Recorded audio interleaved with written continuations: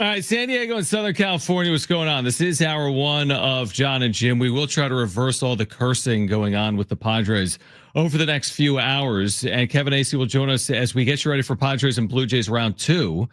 Kevin will join us at 3. We'll talk to the general manager of SDFC, Tyler Heaps, coming up at 2:30 as well. Before we do anything, we do want to remind you again, we've got a great giveaway. We actually have great giveaways today, but we do have a pair of tickets for San Diego FC against Austin FC May 31st. You're going to hear a goal call from their play-by-play voice, and every time you hear that, call 877-767-4760 for a chance to qualify to win those tickets.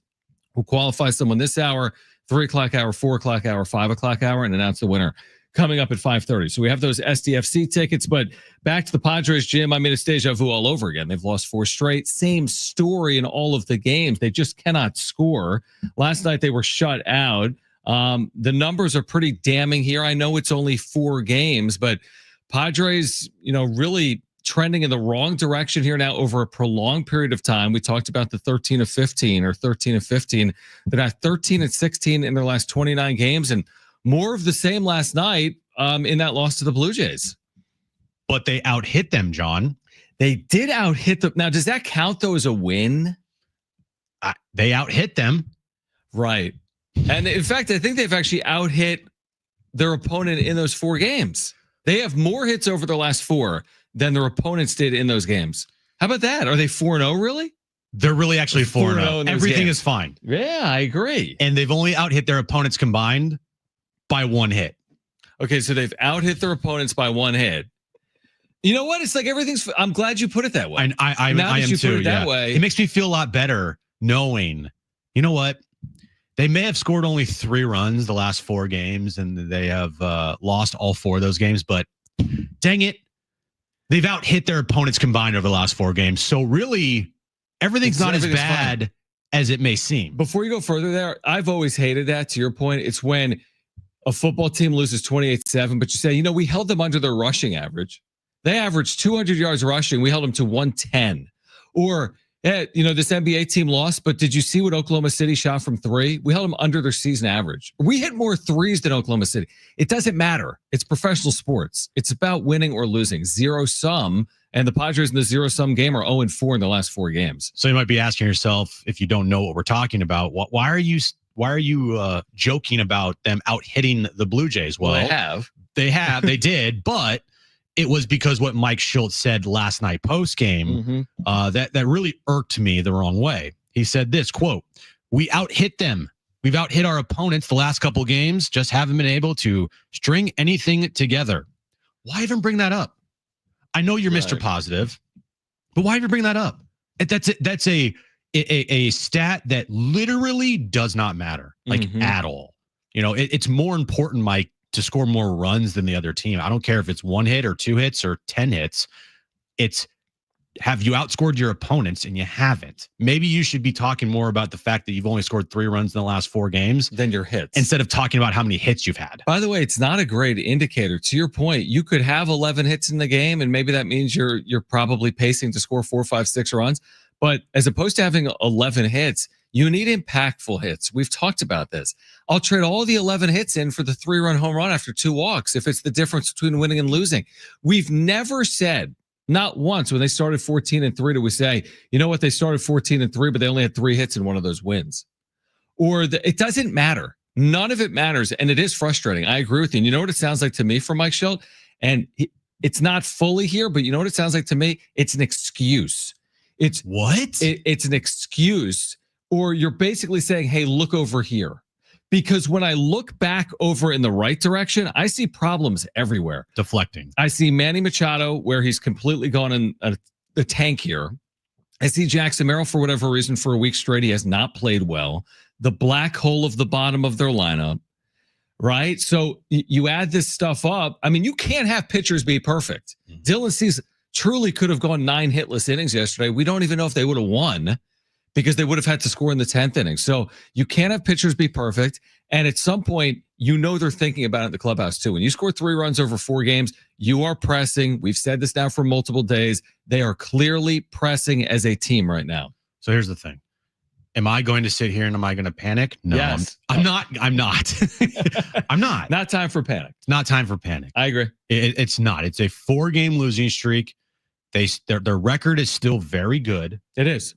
Okay. Now they have not played well over the last almost 30 games here, but overall, it is not time to panic. If they were on like a 9-game losing streak, or if they lost like 15 of their last 20, then it would be a problem. I agree. Losing 4 in a row, it sucks. It is the most frustrating thing in the world. How they have lost these games is very frustrating, by scoring no runs, being completely inept on offense, and that is very frustrating. But it's not time to panic. The Mike Schultz quote last night, to me, was more infuriating than what happened in the game. Now, the game was awful. I mean, that thing was over by like 6:30. By the time I got home last night, the game's like over. A 2-hour game, yeah. So don't get me wrong, the game was extremely frustrating. Coming off an off day and you put together that performance, but that quote just kind of like put me a little over the edge of, are you kidding me?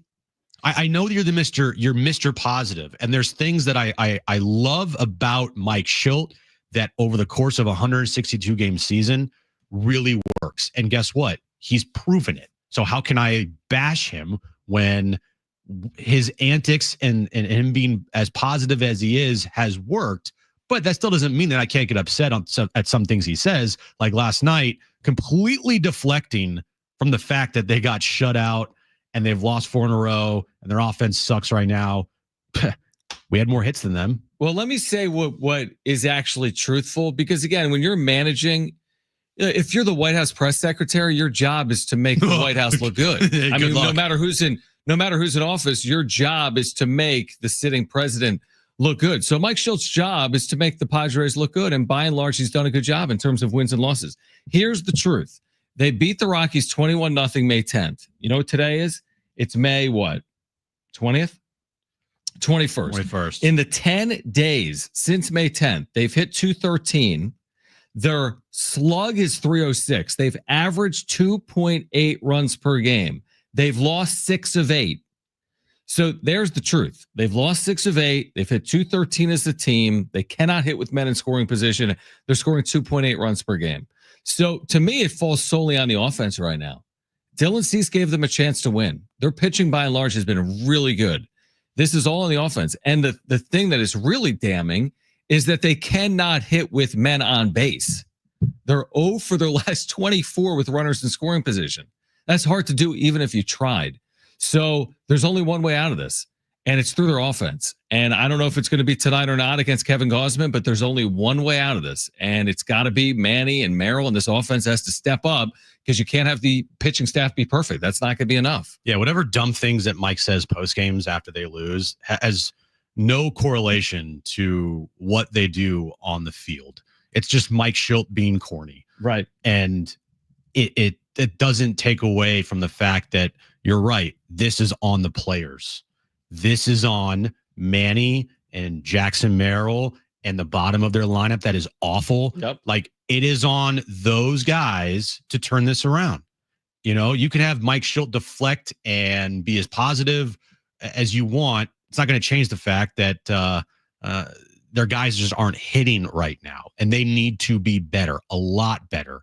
But with all that being said, I'm still not going to sit here and panic. I still feel very confident with this team that they're going to turn it around. I still feel that this team has the pieces that they can still put together streaks, winning streaks. Like, I truly believe that.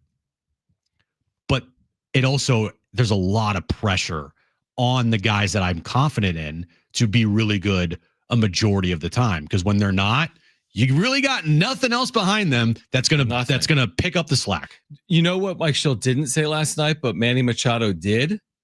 You just got to tip your cap. Oh, Manny Machado post game. You just got to tip your cap. They're throwing the ball well. We had some opportunities we didn't execute. So just is what it is. That's a direct quote from Manny Machado. The truth is they didn't have opportunities. They had 3 at-bats with men in scoring position in the entire game. Is Manny Machado the king of baseball cliches? He goes well beyond. Back of the baseball card is what it is. It's baseball. It's baseball, long season. Yeah. Marathon, not a sprint. Yeah. He's got some good baseball cliches ready to He go all does. the time. And now, again, oftentimes Manny at the end of the year gets some amount of last laughing in. You look up, he's done his part. He's helped his team win. That's why I'm not going to go too hard on Manny. Yeah, like either am I. I've said this for all the season. While he's had only 3 home runs, I believe that Manny Machado will get his numbers. Agreed. He'll get close to him. He'll die trying. Yeah, you're right. You know, but it also doesn't change the fact that he's 0 for his last 15. Yeah. And man, that's as Manny goes, the team goes narrative. It's becoming more true by the day. Well, I feel like last year is a perfect example. And you just look at his career here in San Diego. I would bet if you correlate, and Kevin's done the research on it, you correlate when Manny's been good, look at the team record. Guess what? The team record's really good when Manny's good. And when he's not good, the team's record is really bad. Or just average. I mean, 2019 second half, when the wheels fell completely off, he was awful. 2021. Yeah, exactly. I mean, you're right. It's been an amazing indicator. 2024 or 2023, excuse me. Yeah, 2020, 2022 with his good seasons. The start of 2024. Yeah, absolutely. With them getting off to, or 2025 too. He's had a good start. They've gotten off to a good start. Yeah. So when Manny's in a slump, more often than not, it's not 100% hit rate. It's not a like 100% of the time this is the case. No, of course but not. More often than not, at a pretty high clip, when Manny is struggling, the team goes into a funk. That's why all we want to see from him is hit in the postseason. Guess what? If Manny hits the postseason, if that's any correlation, maybe the Padres are doing some damage if they can get to the postseason. All right. We have figured out a way, though, to turn this thing around. We will we got the answers. Jinx the Padres, not necessarily John and Jim, maybe more Chat GPT, but we will unjinx the Padres on the other side. Plus, Tyler Heaps, SDFC's general manager. They're in the midst of a great start to their debut season. We're giving away tickets today. Be listening for that goal call. When you hear it, call 877-767-4760 for a chance to win 2 free tickets to see SDFC Austin FC May 31st at Snapdragon Stadium. This is John and Jim on San Diego Sports 760 and live on the iHeartRadio app.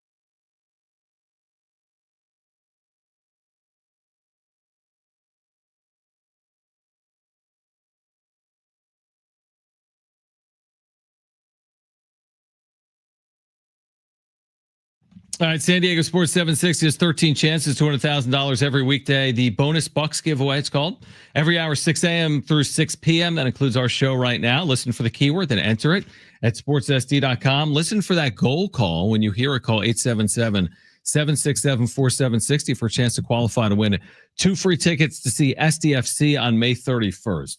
So oftentimes when we recap the Padres games, Jim, on the wrap-up show at night, it gets a little bit off the rails. And by a little bit off the rails, I mean it goes crazy off the rails. Yeah, we were doing some exorcism the other night. Right, which is a bad idea. I stick by. You were, I know. one night you were showing us all your press credentials or something. One time a bird flew in my house and I didn't even know it was there. I did a show from outside of AutoZone. Yeah, because my internet wasn't working. Attacked by an intruder or something that night. Yeah, there's a lot of stuff that's happened. Yeah, so things happen. So last night, because we both have accountability in the slump. You said Merrill, again paraphrasing, best center fielder. Since then he's gone into a nosedive, right? I bought Jackson Merrill's rookie card. And I have it, by the way. Here, I'll put it in. I bought Jackson Merrill's rookie card. Since then, I kid you not, he's 1 for 20 or 2 for 23. Yeah. So we both have accountability. Yes. We're both to blame. Yes, I would say so. So I went to ChatGPT last night and I said, theoretically speaking, if me and a buddy jinx the Padres, how could we unjinx them? And it gave me back the following. It said we could make an atonement offering, which includes, you want to speak the words together on the radio too? Well, here's the thing. You didn't bring your card today, did you? Right. So now you've just ruined this whole thing. Not really. Yes, we were going to do an atonement offering up the card. Yesterday. Well, yesterday it wasn't good enough. It says take the trading card that started this mess and place it in a neutral setting, somewhere peaceful, like a windowsill, a plant pot, or under your TV remote. Then speak the following words together. But yeah, you're right. We don't have the card. We could burn something in studio. I did one time. Remember, I spilled a Diet Coke and something started sparking. Yeah, probably not the best idea because what it also tells us to do, it says write the words 0 for 24 and RISP on a sticky note. Runners in scoring position. Yes.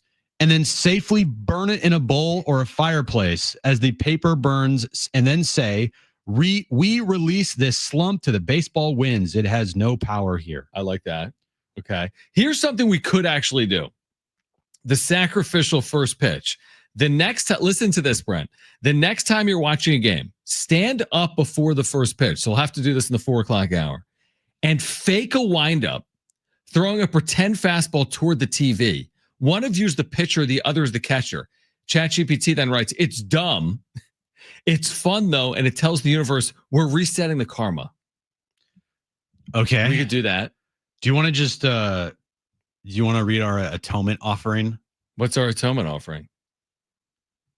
You guys didn't have to sacrifice a live chicken or anything like Major League, did you? No, we haven't done that yet. No. But don't tempt us. You want to read we honor the. Yes. Okay. Yes. All right. Well, how are we going to 1, 2, 3, read it? Yes. Just like last night. This is our atonement offering to turn this disaster around. This disaster that's still 8 games over 500 and a game out of first place. And this is with in mind your Jackson Merrill rookie card that you bought. And then immediately Jackson Merrill goes into a massive slump. Just a tailspin, man. He's a shell of the player he was a week ago. 2 for his last 24. Correct. I think it's 23, but whatever. All right. 1, 2, 3, then we read it? 1, 2, 3, then we read it. All right. 1, 2, 3. We honor this card and the player it represents. May it bring hits, not hurt. Runs, not ruin. Clutch, not curses. 3 hits tonight. I know I said 2 last night from Jackson. No, 3 for 4 with a double and give me 3 and two RBIs. 3 hits. Yeah. And a win. I feel better. I feel way better. This team is going to break out tonight. By the way, it also said to give the card a fresh start. Put it next to a Tony Gwynn bobblehead. It suggested. Oh my gosh, do we have a Gwynn bobblehead in there? We do not have a Gwynn bobblehead. And we have a Dave Winfield. You're right. Yeah, we have a Hassan Kim. But I didn't even bring the card in. Oh, we have a Tony Gwynn right there over there. We do. What are those called? I forget. Yeah. Anyway, we got plenty of bobbleheads over here that we can use for our and unjinxing this team. By the way, we have to do this, by the way, to make it official. Declare the jinx broken. It says, after doing all of the above, text each other. So me and you have to text each other, and we have to text, the jinx is lifted. The bats are alive. Hashtag Friar Faithful.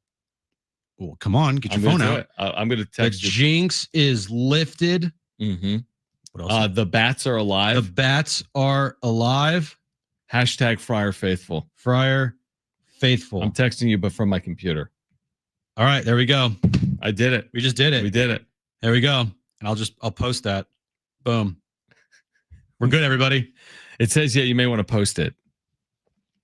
All right, we fixed the Padres. Hopefully they bust out in a big way. And look, we take credit. When they do score 7 runs tonight, that's us. That is all us, baby. And when they don't score, that's us. Exactly. Right? If this continues, that's us. It might take a day for the unjinxing of this team to go in effect, Well, we started this last night. I know. We're giving them 24 hours. We're trying everything we can. I mean, seriously, they should be doing stuff like this.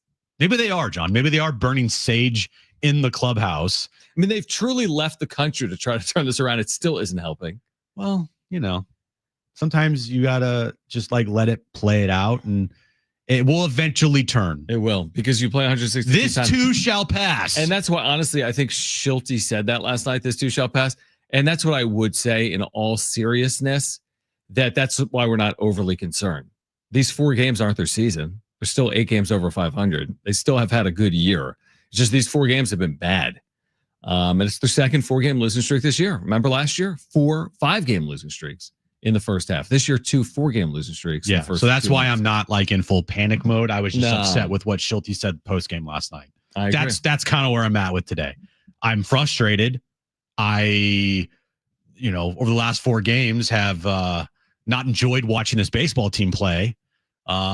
But that doesn't mean that I'm throwing in the towel and be like, this team sucks. They have holes, big holes, and they have issues and problems that they absolutely need to address. There's no doubt about that.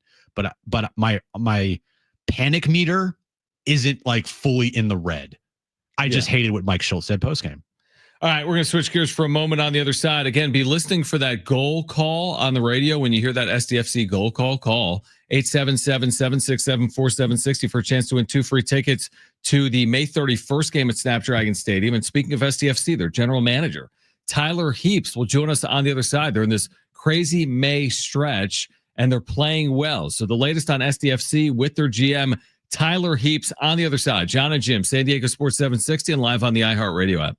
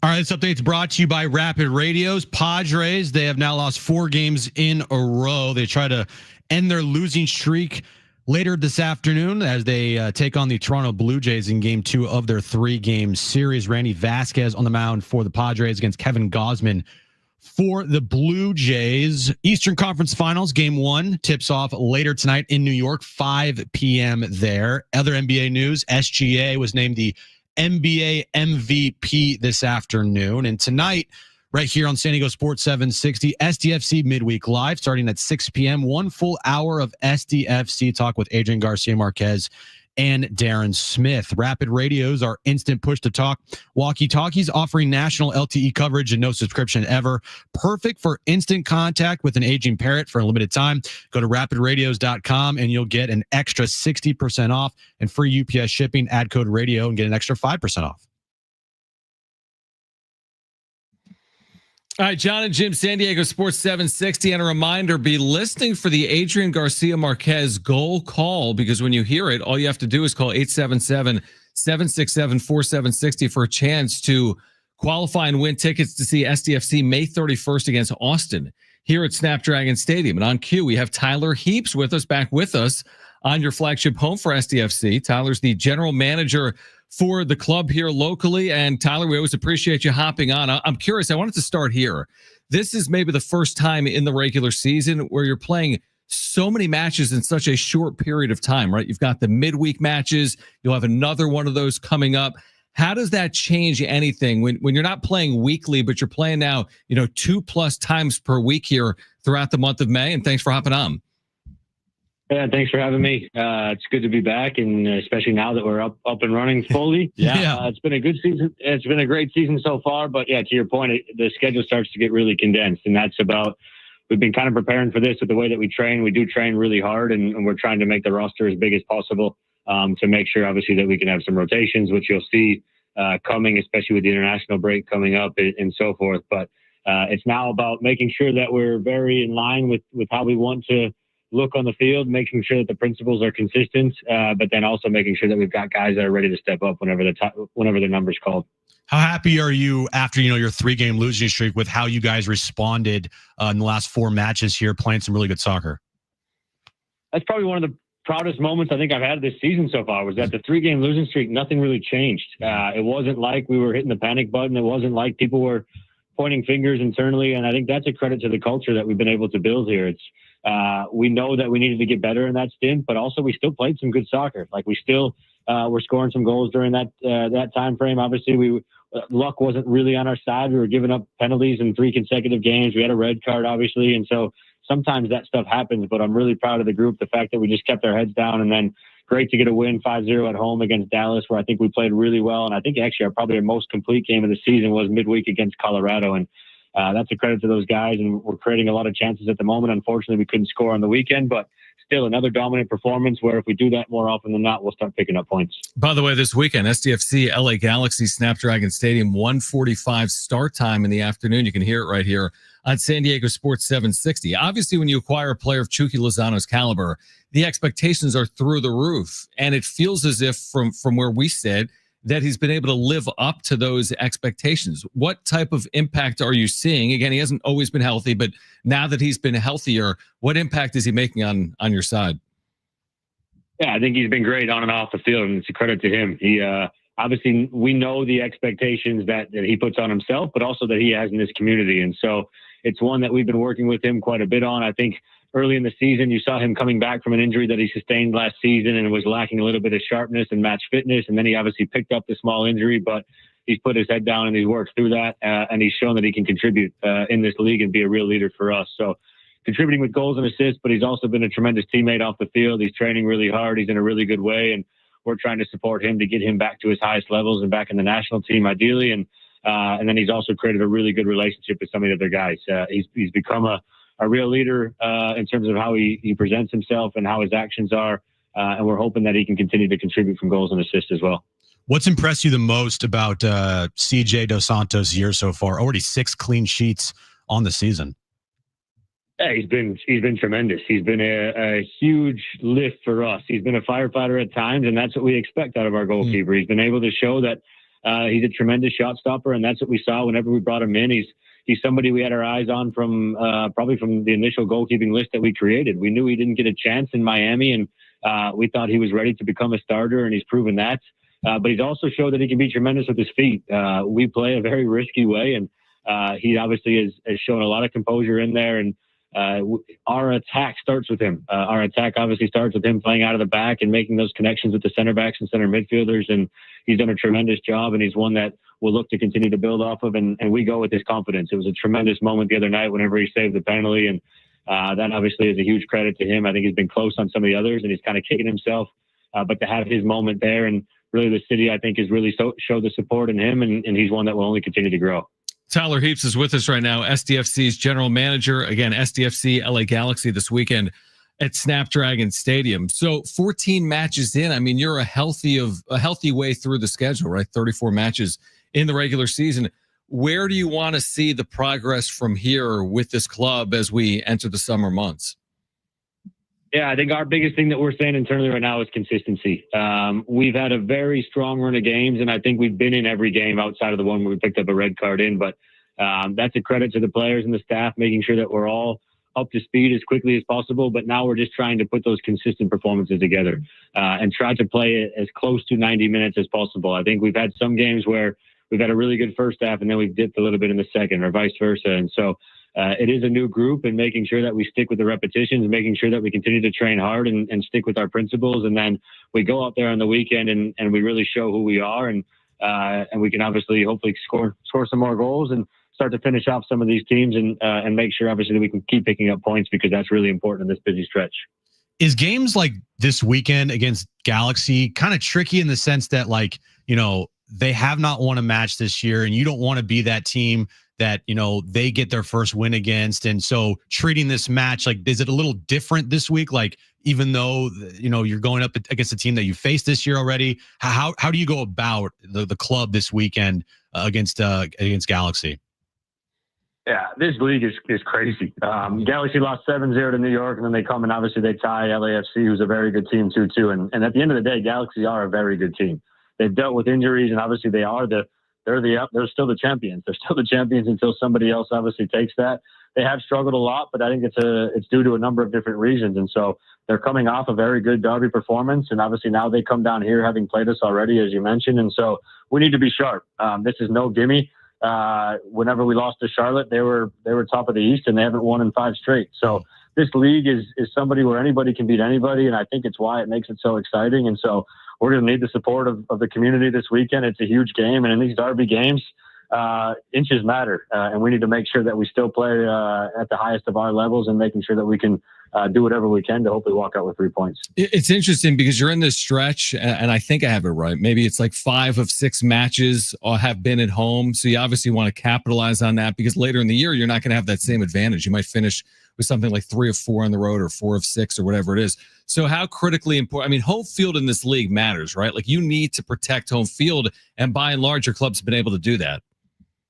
Yeah, it's one of the most important aspects. If you look at the travel schedule, this is the most unique league in the world. Yeah. The travel that we go in for a normal away game is probably the longest European travel in a Champions League game that anybody goes on. And so making sure that you take care of your home points is definitely one of the most important indicators of success in this league. And to your point, we have been able to do that. There's a few ties that probably wish we would have done a little bit better in. And again, that loss to RSL stings, because we want to make this place a fortress, and the fans have been unbelievable. I think what you guys see behind the goal on the north side is they've really only started to grow, and I have no doubt in my mind that this weekend there'll be an extra sense of urgency just because of the team up the road are coming down, and we need to make sure that we continue to take as many points as possible in all games, but particularly the home ones.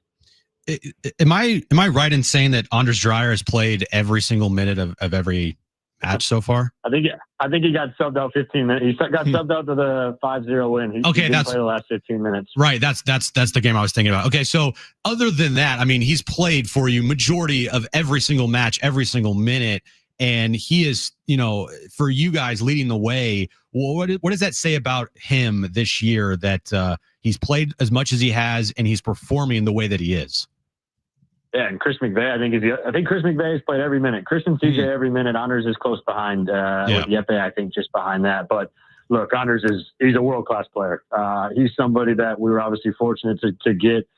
He's been a tremendous teammate. He's been a tremendous human, but then on the field, I think you guys see it week in, week out. This guy runs his socks off. He works really hard for the team, and then he has a special quality, and that's obviously his left foot and what he's able to do in terms of passing, final pass, but also final shot. And I think in the time when Irving was injured, he took on a little bit more of a staple role, and he's only continued to progress that. I think he's up there in goal contributions in the league, and he also has very high expectations of himself. And he's probably biting himself a little bit that he doesn't have more goals and assists because he's gotten some really good spots, but that's what makes a really good player.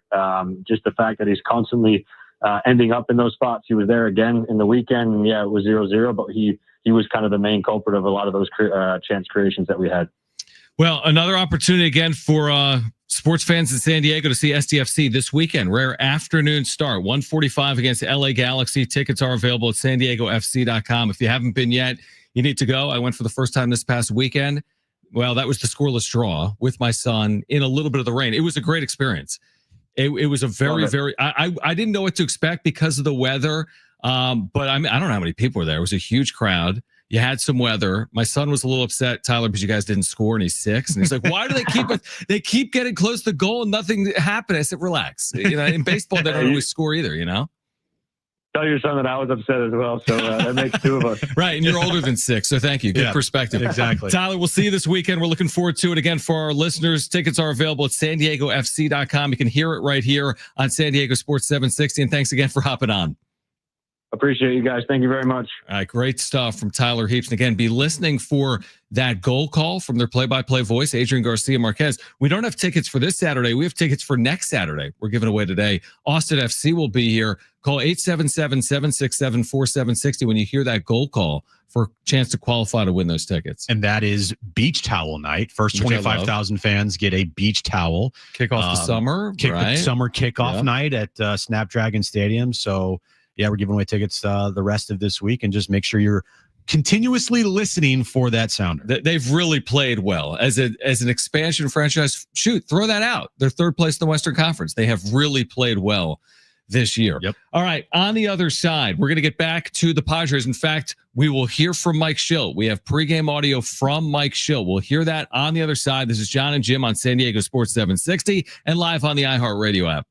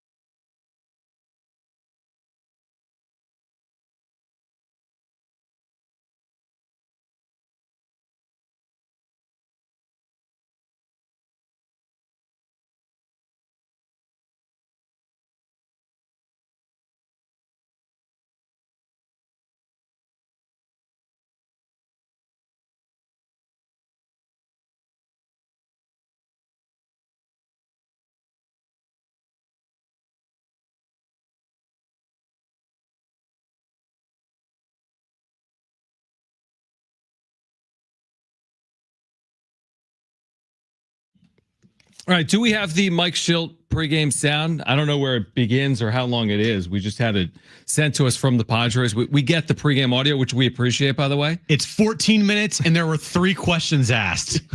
Hey, Mike, how's Canada? I'm glad you brought it up. Let me tell you, what if you started going on like a Shea Gilgeous-Alexander rant because they're in Canada? So I need to talk to you guys about something. Because Shea's Canadian. Yeah, exactly. Like doesn't play in Toronto. And I feel like Mike Schilt, his lane is pretty narrow. It's basically the Padres. He's not talking politics. He's not talking NBA. No, I know. But don't you feel like he doesn't want to entertain anything else? He had Pearl Jam brought up to him, and he didn't know where to go with it. And then if someone else is brought up to him, he might try to joke about it, and it just falls flat. So probably just stick to baseball. Remember yesterday, we're like, hey, what's the update with you? Me? No, talking Darvish, about you me? idiot. Whoa. Just kidding. Okay, this starts with, does Mike Schilt, what do you think he says here, Jim, before we hear it? Okay. This is a tough one. The question is, does he still have confidence in the lineup? Do you think he does or doesn't? This is the easiest call ever. Yes. Mike Schilt's going to go on at least a 2.5 minute I answer about how he has the utmost confidence. So you think he still has confidence in this team? The most confidence that anybody's had in anything ever. Let's take a listen. I mean, I actually get the privilege to look at the scoreboard now, and it's like, wow, look at that lineup. That's a heck of a good lineup. Why would I not want to run it out there? So I can understand the question. I understand people's rightful, looking at it and questioning of it, perhaps. I don't know. But I'm looking out there at All-Stars and World Series champions and maybe future Hall of Famers and All-Stars this year and guys that have helped us contribute to a lot of success, short-term and longer term. And I feel great about it. I wish I could say I had planned that because that worked out well for both of us. Yeah, it looked great. Yep. Tatis in the leadoff spot, just wonder, is it more important that the bottom of the order gets on base for him, or no, that's just independent, that's where you like giving the spot? I wonder how much both of those play in. Yeah, that's a great question, because the thing about Toddy, and we have a fair amount of guys like that can hit anywhere in the lineup, which makes a good lineup, which what we have. Toddy is unique for a lot of reasons. Just his skill set's just, top of the league. But you look at it and you rightfully you go, okay, can he hit leadoff? Clearly, he can do that. Is it important that the bottom of the lineup helps flip the lineup? I think that's important, whether Toddy's leading off or, Louis leading off or whoever. But I also know that he's a disruptor to start the game. He's also, as I've done this a while now, you start to think about like turning the lineup over. Who do you want to turn the lineup over to? Toddy feels good, and either way, that's number. And if he's leading off, that means he's got the chance to hit more than anybody else in the game. So that feels pretty good too. But yeah, would there be value in hitting second? Sure. Some of your best hitters, the philosophy is they hit second. Well, we have a 3-time batting champion hitting second. So what's your criteria of best hitter? That's probably part of it. And then you kind of take it from there. But Toddy could hit 1 through 5, and have a rationale and feel great about all of it. But I think hitting first is a good spot for him, and he enjoys it. So that's part of the equation too. Randy did his job last year. Came up 3 different times and the team won about half his starts. It feels like there's a leap this year. Like a good pitcher. I just wonder, what's that leap for you that you've seen in Randy? I think like anything, and Buck and Scannick and Mud can attribute to this. Is there's a learning curve to play. There's a learning curve to being a big league player. There's a process of what that looks like. Randy took advantage of the experiences he got last year. He was better as he went. He was better every time he came back up. And then this year, had a full off season. I know what that looks like. I know what the preparation looks like. I know what my off seasons look like. I know what. And then coupled with the other starters as a subgroup, is a big part of our subgroup of our team, the starter unity group, and that. I know Darvish has poured into him, and Michael and Darvish are Musgrove and Cease, and kind of like now Nick, like we share experiences, and What's it look like? What's the routine look like? How do you deal with this? How do you handle that? Now we've got catchers like we had last year, and this group's doing a good job with Malty, like talking to him about what he's going to see and how he's going to use his pitches and how he's going to set up a hit or what he's going to use now versus the next time around. So all that just continues to build up into being a better version of Randy, but all the credit goes to Randy.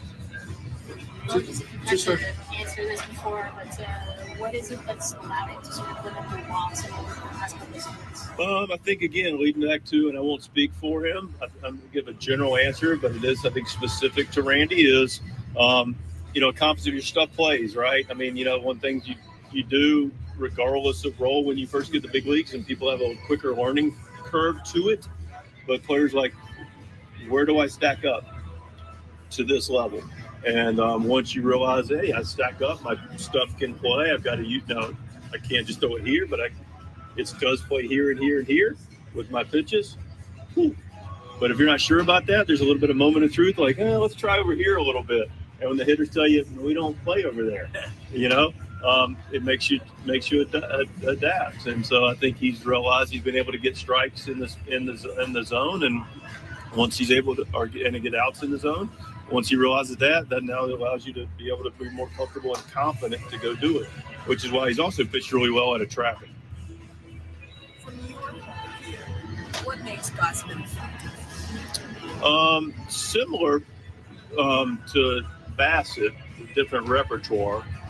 Both guys with dirt in their spikes and have done it, and they just have an understanding of what they're doing. With Goss, he's going to be able to throw his heater, and he's going to be able to have another gear if he needs it. He's going to be able to throw the split. He's going to be able to recognize, where he can get a chase and where he needs to get for a strike. And he's got the pitches and the mindset and the ability to understand how to navigate through a lineup multiple times. All right, Schulte pregame in Toronto, where he does, Jim. Yeah. He does have confidence. Shocker. Let me say it again. Does not have confidence in his team.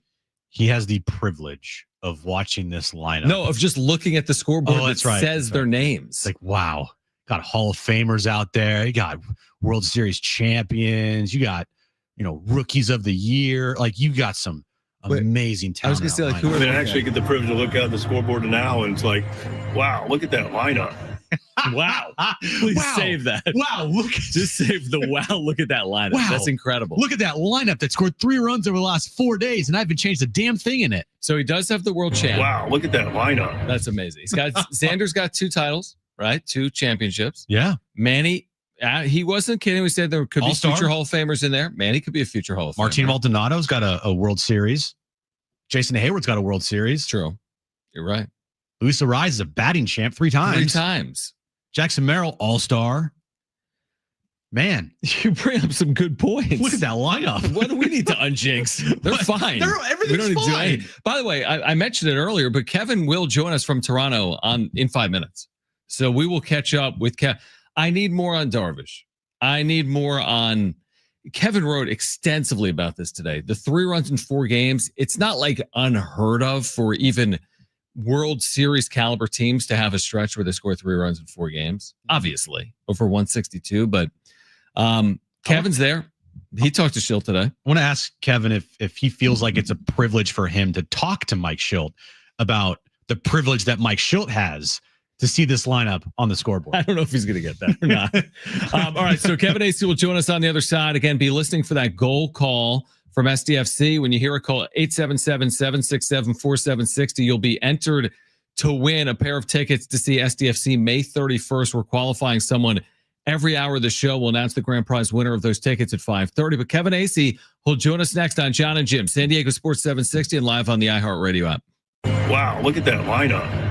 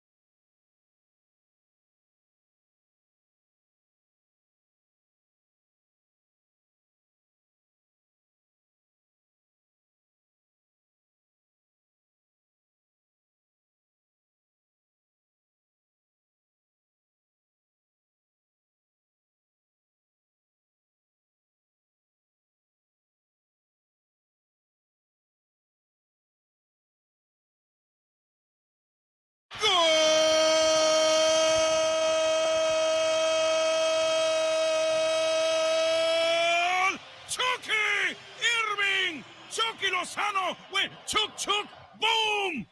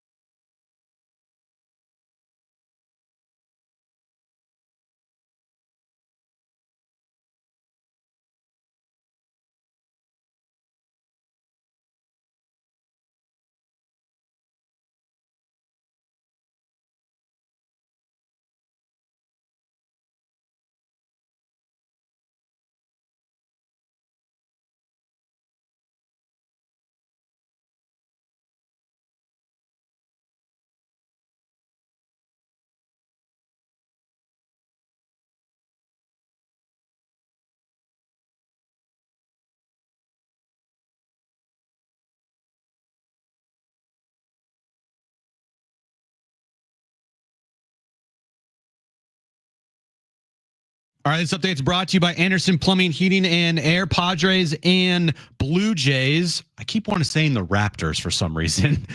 It's not the Raptors. It's the Blue Jays. Second game of their 3-game series, 4:05 first pitch. Randy Vasquez on the mound tonight for the Padres against Kevin Gausman for the Blue Jays. Game 1 of the Eastern Conference Finals tips off at 5 p.m. in New York. Pacers and Knicks. Last night, Oklahoma City Thunder, they took game 1 over the T-Wolves, and today Shai Gilgeous-Alexander was named the NBA's MVP. And tonight, 6 p.m., 1 full hour of SDFC talk as SDFC Midweek Live with Darren Smith and Adrian Garcia Marquez right here on San Diego Sports 760. Anderson's drain stoppage guarantee. Solve issues for $63 or it's on the house. Nobody wows clients like they do. Anderson Plumbing, Heating, and Air has been privileged to serve over 500,000 residential clients for more than 45 years. Visit AndersonPHA.com.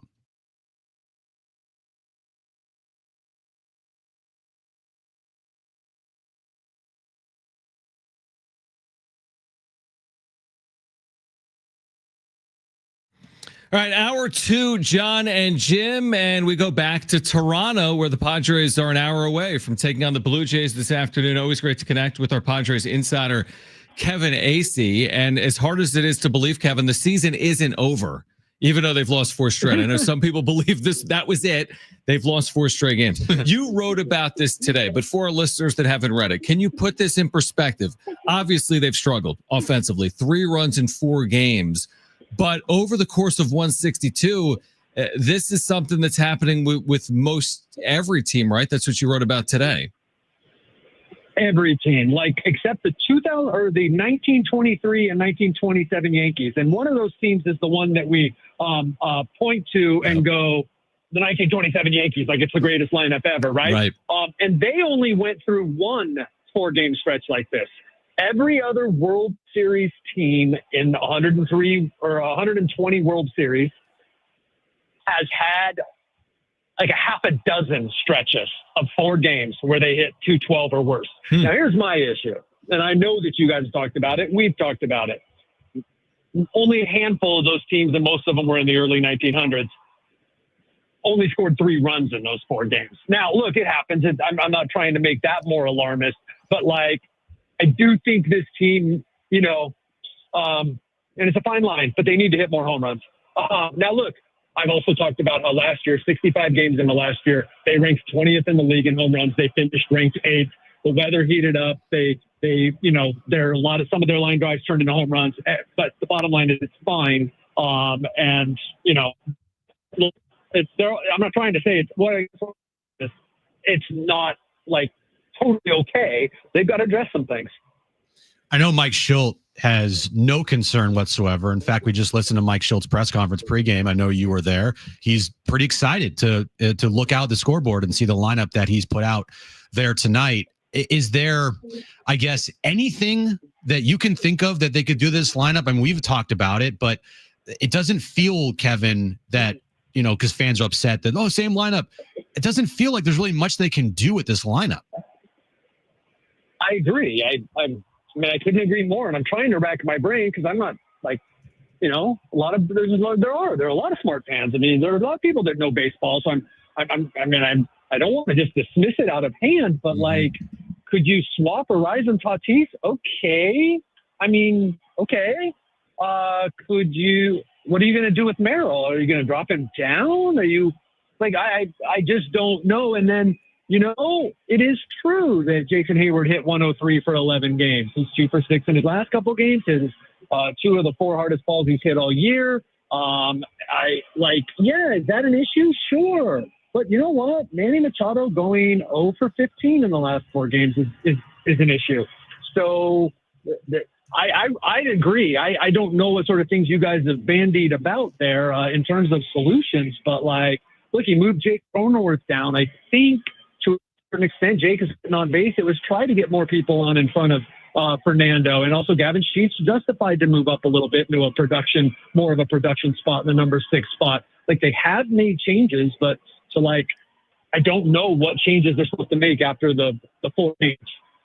What'd you say, Jim, yesterday? Maybe flip-flop Merrill and Machado? I that's the only thing I could think of to maybe try to get those two guys out of their slump, because they're the most important people in the lineup. So, if they're the people that need to get going, maybe you just flip-flop them and hope that works. I don't know. That's all I came up with.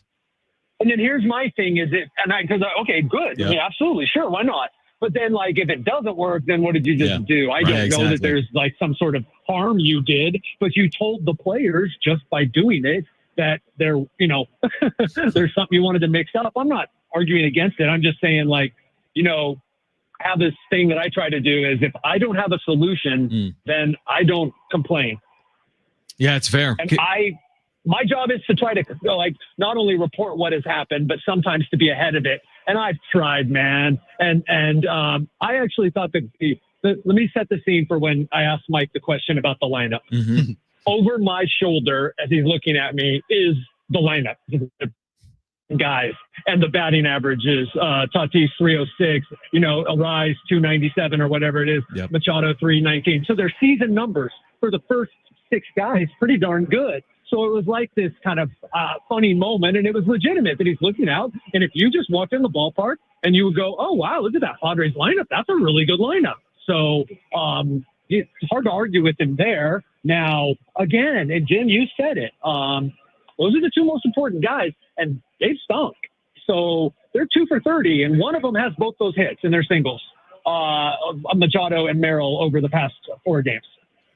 Kevin Acee is our Padres insider. Good insight. He's in Toronto. Padres are getting ready for the Blue Jays game 2 of this 3-game series, trying to snap a 4-game losing streak. We talk about it all the time with you, Kevin. You Darvish. I'll position it this way.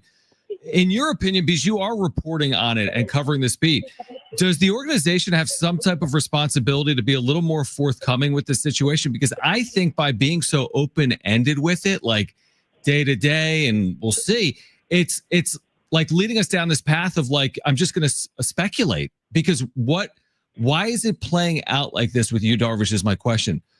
Should they be more forthright? Is it personal? Is it health related? Why did he make a rehab start only to not pitch 5, 6, 7, 8, 9 days later? So I tried to sort of hint at that, and today's he's just not feeling right. Yeah. And I have a little bit further explanation coming out here pretty soon. Which is basically furthering the he's not feeling right. Okay, so I get the more forthcoming request, but the problem is they have. And when I say problem, the problem with being more forthcoming is that it's kind of impossible in that they have left this up to Darvish, which is not unprecedented. Mm-hmm. You have a guy that AJ Preller has a long history with. You have a guy who has won 200 games between Japan and the United States, pitched thousands of innings, knows his body. You have respect for. You give Mike Messina, CC Sabathia, Roger Clemens, you Darvish. You give them, and that's exactly how these guys were handled too. When they're coming back, they get to determine it, and that you can't tell a guy he feels okay. You can't.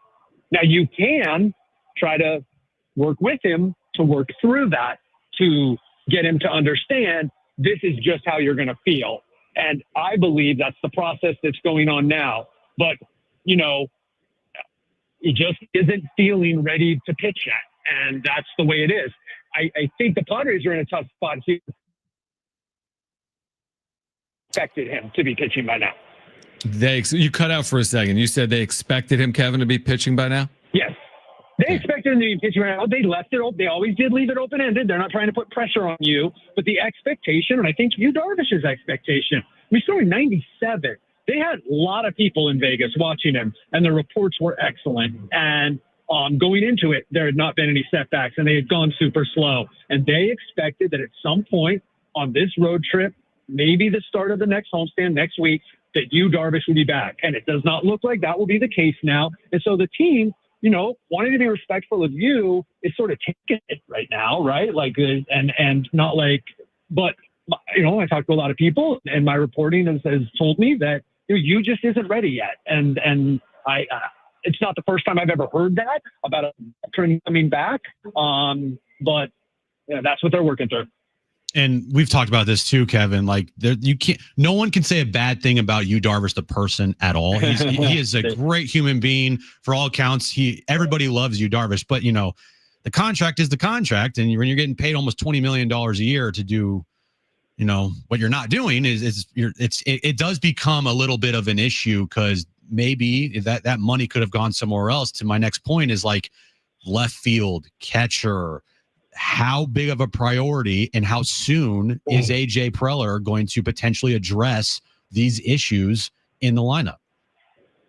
Okay, so first thing I want to say is remember that Yu Darvish gave back a bunch of money last year. So he did. Right. I'm not trying to discount your point as a general point, but when we're talking about Yu Darvish, he stepped up and did what other players might not do, and you really couldn't blame those other players because it's their money. But when he had a personal issue, he forfeited, and I forget we're talking $6 million or something. I was just talking about this year, Kevin. I was talking about this year. I know, yeah. but you kind of have to look at his history and say, I get it. He was trying to come back. He's not doing this on purpose. So I get it. Anyway, catcher. I don't think catcher's an issue, though. Yes, I understand that Maldonado's on a 3-game hitless streak, and that is kind of a void when he's, you know, one pitch out guy. But they've addressed the catcher thing, in that these two guys are handling the pitching staff pretty well, and that's where they're going to go. Left field, look, I do believe, as much as they tell me, no, we're looking at internal solutions, I believe that they are looking, I don't have any hard evidence that they are actively a left fielder. But what I do know, and that people have acknowledged, is they cannot have Jason Hayward hitting 185. And, you know, they can't have their platoon hitting whatever it is to something. Can't happen. Can't be that void. I will say that when the team is struggling like this, it's a bigger issue, because this team's built around the core. It's something I've said since 2023. They were deeper last year. They're better that way. They're deeper this year, supposedly, and they have shown the ability to move the line with the offense, even in the 7, 8, 9 spots. That is super important. But the fact is, like, they win a couple of these games, these 4 games, if someone hits that is making the money that that says they're supposed to hit. And then Jason Hayward isn't the guy that we're all looking at going, you know, you're old and you suck. And so I think it is an issue, but I think it can be made a bigger issue when the team is struggling. Yeah, I agree with that. I want to end my final question with this. Despite all that, and you're right, when you're in the here and now and it's not going well, it's easy to have that recency bias. But when you compare 2024's ability to move the line and all those like big innings, those 4-run innings, and I haven't done the research, you probably have. Like, how many 4-run innings did they have a year ago at this time? How many 4-run innings do they have right now in 2025? Doesn't it feel like 2024 was built more to move the line because of Profar, right? So he's in the top half of your lineup, but then because of the Solanos and the Peraltas that just came through. So that's just me. Again, recency bias, they're struggling on offense, but doesn't it feel like 2024 was more built for the big inning than 2025? Yep. It absolutely was. They did a great job, luck in, Yeah. it's just Solano and Peralta. You are absolutely right. I don't know off the top of my head, but that is something that I religiously keep track of. And they were well ahead. And now there was a time until recently, I think it started after New York, where they were pretty much on par with the 4-run innings, the 3-run innings, the times in a game where they were scoring multiple runs in multiple innings. These are the kind of things I look at in terms of a team having an offense that moves the line and that gets things done. And they were on par at that point. And by the way, the record was far better this year. So, true. That's not that. Yes, that is. I love that we are having these conversations because it means we have incredibly high expectations for them, so that when they're 8 games over, we go, well, but they're whatever it is, 4 games under since April 18th. And here's what the offense is not doing since May 5th. And this is not acceptable and it can't keep going. And yes, their offense is supposed to be better than this. It's supposed to be built to not have 4-game stretches where you score 3 runs because of the pressure they put on and all that. But I'm just going to go back and beat the table that 2 for 30 from their 3 and 4 hitters is a huge thing, because how does the line keep moving when, and I've got it here in my book, how does the line keep moving when those guys are boys? And how many times have those guys, twice, by the way, is the answer, in the last 4 games, have struck out in succession with at least 2 runners on. One time with runners on the corners, one time with bases loaded. You want to talk about, I'm not going to look it up because you guys don't have time, but I got it in my book here.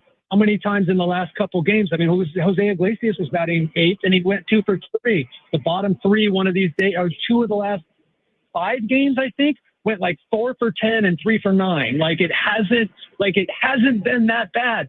Manny Machado, Jackson Merrill have stunk.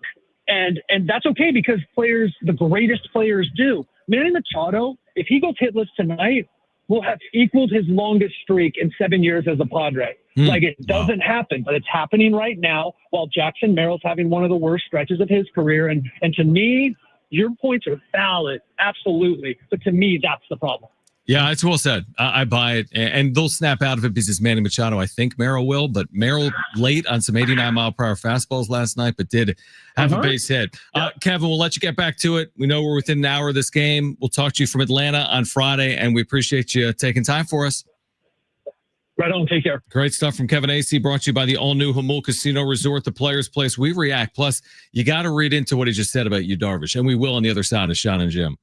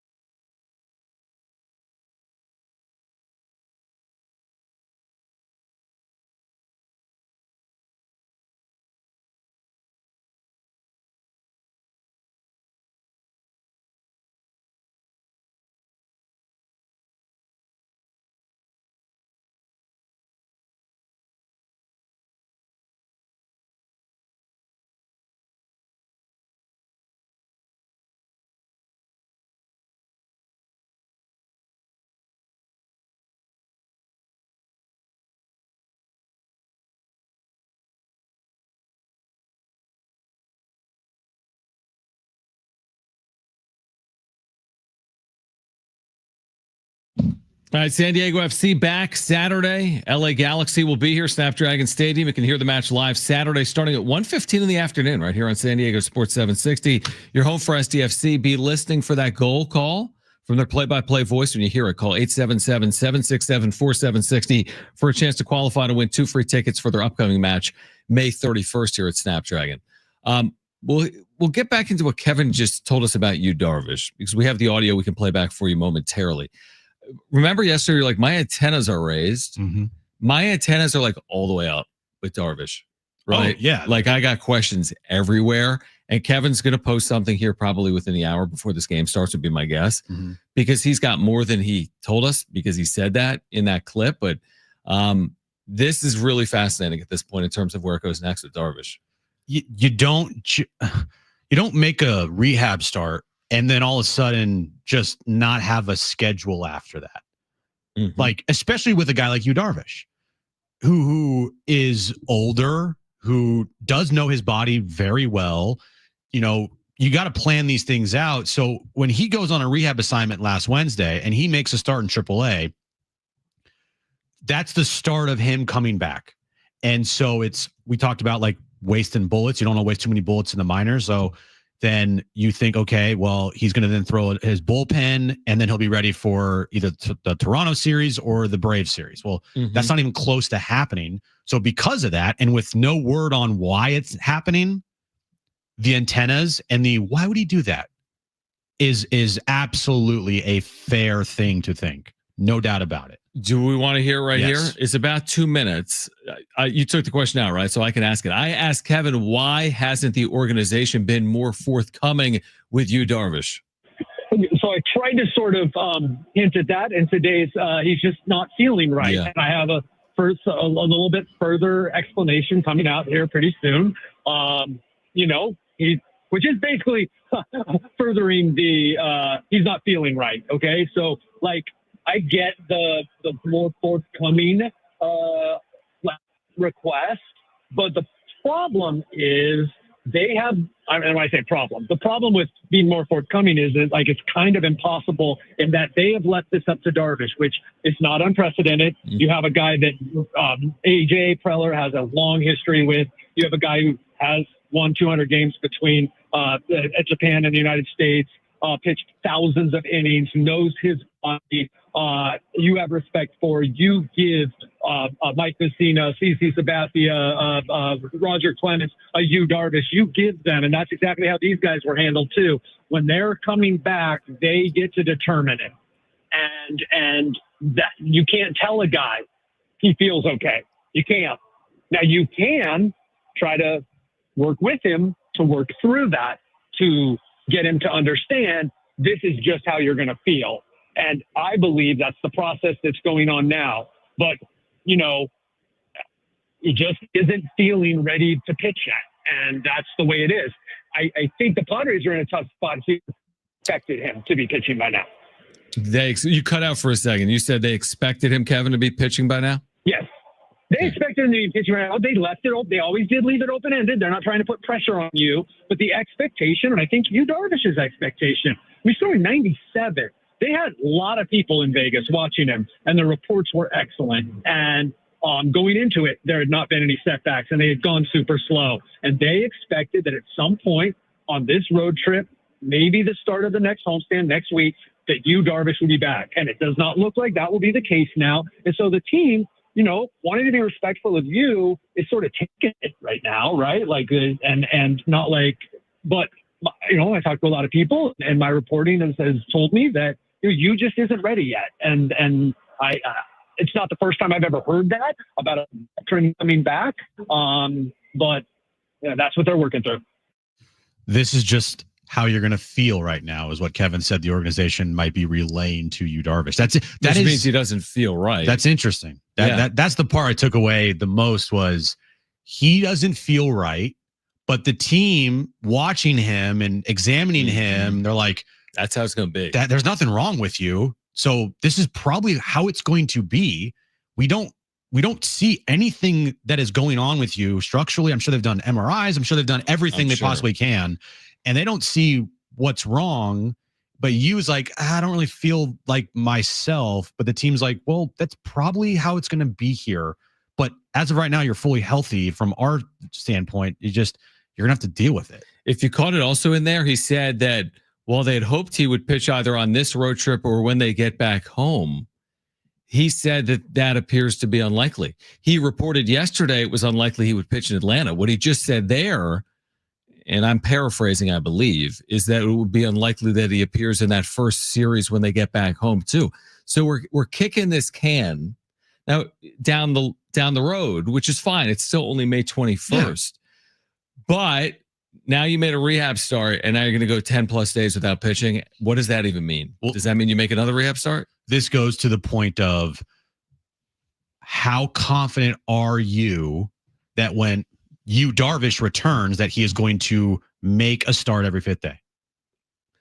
Not overly, and I think they'll try to protect him initially by sticking with a 6-man rotation, and he will pitch every 6th game because they will not put him on a 5-man. Well, it's not even a 5-day rotation. It's just will pitching he make his every start? I have questions. I'm sure everyone has questions, including the organization, and even on a 6-man rotation. You're really not even think about that. If they stick with a 6-man for a while and he comes back in June, how many starts are we even asking him to make this year? It's more important that he is healthy for a postseason run, but also I want him to feel confident when he goes out there that if he does not feel right, that he can push through it, or he's going to continue to make his other starts, and how much is it going to affect him? It's interesting. If what matters is the postseason, we'll talk about this on the other side. If it's what matters is the postseason, then maybe you do put it off for longer, but you're still going to get there. Yeah. We do have some good news for Padres fans to share on the other side. Plus, we'll get to the wrap at 4 p.m. This is John and Jim, San Diego Sports 760, and live on the iHeartRadio app.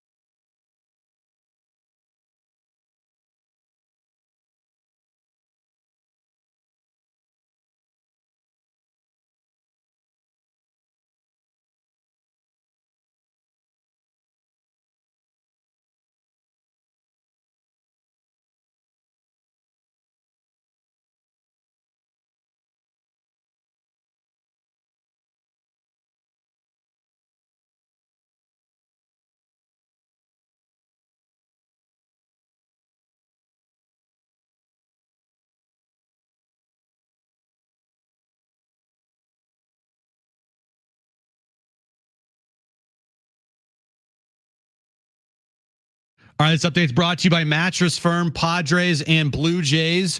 Game 2 of their 3-game series, 4:07 first pitch. Randy Vasquez on the mound for the Padres against Gausman for the Blue Jays. Kevin Gausman for the Blue Jays. Tonight, game 1 of the Eastern Conference Finals gets underway in New York. Knicks and Pacers, 5 p.m. tip time.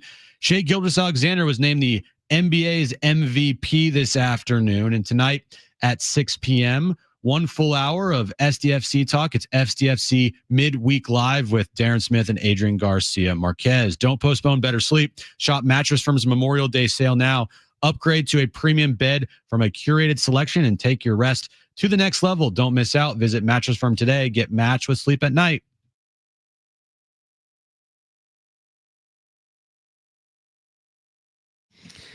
All right, John and Jim, San Diego Sports 760.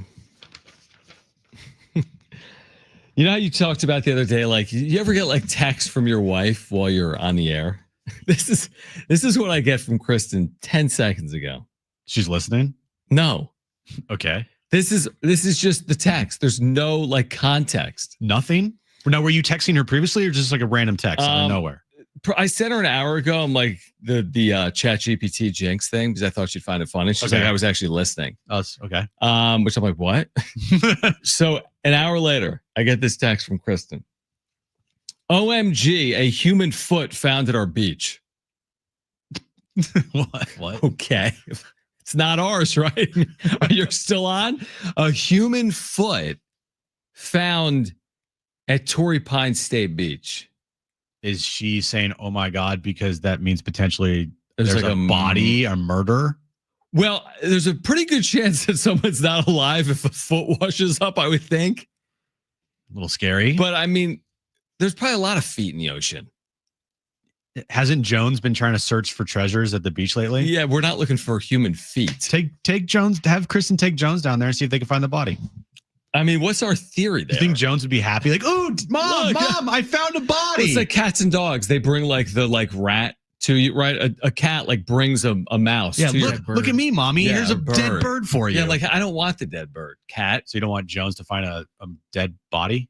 No. Okay. But anyway, it goes to what you said earlier, like the things that we get texted during the show. Oh, I know. And then they have human foot. Yeah. And then they're expecting us to like have a thorough response to that. Like, I don't know what to say. I have 2 responses, Kristen. It's not my feet and I didn't do it. So like, I don't know what else you want me to say. Yeah. And it's not your feet and it's not Jones's feet. So it's all good. Like there's feet all around the world in the oceans would be my guess. Okay. I have some good news for Padres fans and I'm quasi serious. What do you got? So Kevin Gausman tonight. Again, could I be jinxing this? Sure. But whatever. Did this the other day, by the way. Well, it kind of didn't work the other day. It didn't work at all. What is going on, dude? Hold on. Here's what I have. Is this what players have done against Kevin Gausman they in have their career? Absolutely killed him. Oh, great. And I'm not kidding. So 7 innings, 1 run. Well, it's not my fault if that happens. Padres? It's not my fault. I have to say this for a listener. It's your fault. Why does this thing keep shrinking? Okay, here we go. Xander Bogaerts in his career off Gausman has hit 315. That's in 54 ABs. All right. Manny Machado off Gausman has hit 316. Fernando in 17 ABs has hit 471. Luis Arraez 7 for 9 lifetime off Kevin Gausman. If they get shut out tonight, I'll walk from 760 to 1015 KGB. K. Paul Pierce. Great. Now they're going to score 1 run tonight. We've already tried to unjinx them, and then you just put the jinx back on, dude. What are we doing here? I need to fill time. I know. We have a 4-hour freaking show. We need to fill content. Xander is 17 for 54 off this dude. So he better go 2 for 4 tonight. Manny's 6 for 19 with 2 homers. So he better have at least a double. Nando's 8 for 17 with 2 homers. Lead off with a home run tonight. Hayward's 2 for 9 with a homer. Get an infield single. I mean, for Arraez to be 7 for 9 off this guy. If Kevin Gausman starts the game like 12 up, 12 down, tag me. Oh, this is your fault. Tag me. Tag me. This will be 1,000% your fault this time. And I would agree. We You're already right. You unjinxed spent them. so much time on jinxing and then I re-jinxed. You re-jinxed. Well, would you prefer if I said no Padres ever gotten a hit off Kevin Gausman? He's due for a no-hitter? Yes. At least lie to me. At least lie to our listeners. What should I do if the Padres? I'm willing to make a bet. Oh, you are? That's the first sign of a bad thing is making a bet. It's the first sign you're re-jinxing. Yeah. What do you want me to say in terms of they're going to score runs tonight? I'm just telling you right now, they're going to score tonight more runs than they've scored in any of their last 4 games. I could see them scoring 2 runs in this game. Because they haven't done that in like 6 days. I think tonight is the night they put it all together and score 2 runs in Toronto. If they don't score 2 runs, if they don't have a breakout game tonight, a breakout game's 2 runs. Well, they got to win this freaking game, John. I can't guarantee a win, but what are you asking? Would you eat a chicken nugget? Sure, absolutely. A chicken nugget, that's nothing, man. Will you bring it in? I'm kind of hungry, to be honest. Me too. I need one right now before the game. I want some chicken strips from McDonald's. Do you? Not Just really. in general, you're craving? It was on my back page a couple weeks ago. So right. Yes, I will absolutely I'll go further. I will have not just a chicken nugget. I will have a chicken strip tomorrow if the Padres score 1 or fewer runs tonight. Ooh, chicken strip. I'm living dangerously. You know, if I go and get Chick-fil-A or McDonald's and you have a chicken It's strip, so good. it's gonna be the best thing you've ever eaten in your entire life. I want one so badly. My mouth is watering. Chris and I were just talking about the other day. We're like, why don't we eat meat again? Like, here's the thing. I love this conversation. By me not eating meat, have I really saved like all of a sudden we don't need cows? I mean, like, I think other people are going to eat meat. Like, so if my purpose is like, I like cows. So explain to me again why you guys don't eat meat. I'm pro cow. Is that the reason why? I mean, I think it's healthy. I think it's healthier. I think it's diet based. It is healthy. There's all to those still documentaries about meat. like how the meat industry, like, like how they package this stuff and how they put it together. Like, it's a lot. Like, show me the sausage, not how it's made. You don't want to know how the sausage is made, is my point, because I've seen those documentaries. All right. Perfect solution for you. Okay. Guarantee you it'll be healthy. It's good for you. You don't want to eat it every night, but it will be good. Turkey? No. It's meat. It's organic grass-fed ground beef. That stuff, trust me, it's like you don't have to worry about these animals have the best life in the world until they don't. Yeah. Organic grass-fed ground beef. Get that. Have like a pasta, cook some noodles. And put the meat in there? Yeah. With the sauce? Yes. So it's like a bolognese. Start small. And trust me, it's not gonna kill you. You want me to? We're doing too much jinxing and unjinxing and doing and undoing. I've turned you into a meat lover. Right. I've gone a decade without any meat. Mm-hmm. I lost a bet or two, but I've gone a decade without. And now because I'm hungry and because we're like, we should do it. Will it turn the Padres around? Maybe. And if it does, then you're going to have to continue to eat meat, bro.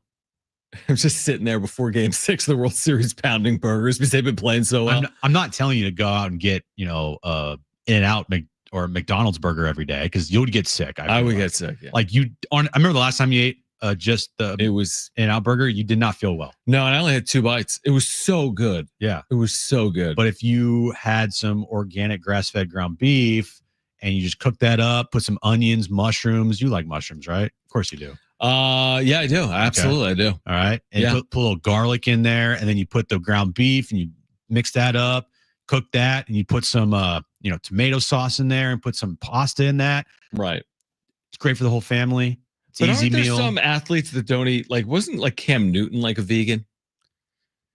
Haven't there been some like Olympic athletes? Not that I am, but haven't there been some really like do I have to eat meat? No, I don't have to, but I do think it tastes better. But what would you do if you didn't eat meat? What would you cook? There's no world I can see myself not eating meat. I would die. Do you ever have a meal? So is there ever a dinner where you don't eat meat? Yeah. You're having pasta. Yeah. But in the pasta, I usually have meat. Meat. I eat a lot of fish. Yeah, I eat fish. Like, what What is it about fish to meat? What do you eat? Like last night, what'd you have for dinner? No idea. What? It wasn't good. I mean, it's just something I eat. No, I mean, I'll tell you. Are you serious? Last night, no, I'm dead serious. You don't remember what you eat? It was like beans with risotto and broccoli and red sauce, and it may have been leftovers. Did Kristen make that? Yeah, she does a really nice job considering we can't eat meat. It's like if you had a lineup without your best players in it. You know what I mean? Like considering if you didn't have Manny and Toddy and Arise and Merrill, that's like, you know what I mean? Like you wouldn't be as good of a cook if you took away meat from your menu. So the Padres wouldn't be as good of a team if you took the best part of the team off the team. That's my point on not eating meat. Yeah, it might be a problem for you to eat meat. I'm not eating meat. I know you aren't. But I'll have a chicken finger if they score one run or fewer tonight. Okay. One chicken finger will change your life, and then you'll be very sick. I love chicken fingers. Except you don't eat chicken I fingers. used to like them. All right. On the other side, still the wrap is ahead. Be listening for that sounder when you hear the goal call from SDFC. You call 877-767-4760 for a chance to win a pair of tickets to see SDFC on May 31st at Snapdragon Stadium. This is John and Jim on San Diego Sports 760 and live on the iHeartRadio app.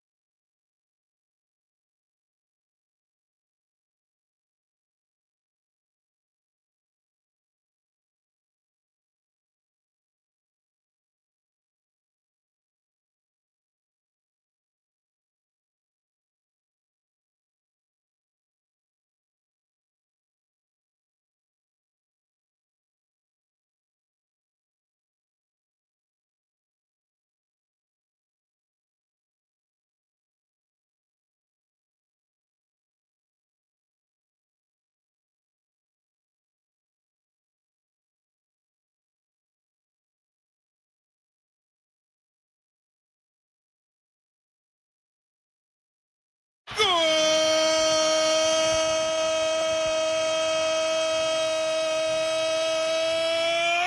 Chucky!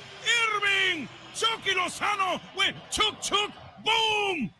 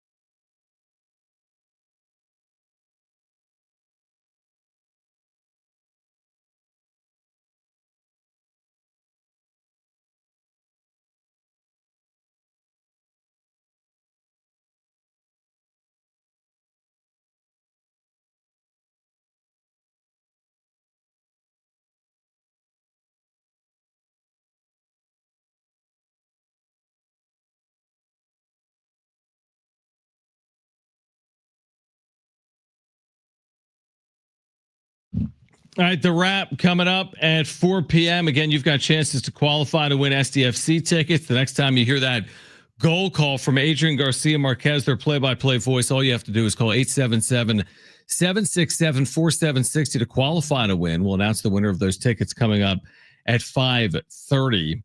All right, so Padres game 2, again, coming up in about 20 or 30 minutes. Padres trying to bounce back in a big way. Hopefully the narrative changes, Jim. I feel like it's deja vu all over again here. And we could use maybe a new narrative come tomorrow. Yeah, don't tell us we haven't tried. Right. We've done everything. We've tried everything, guys. Mm-hmm.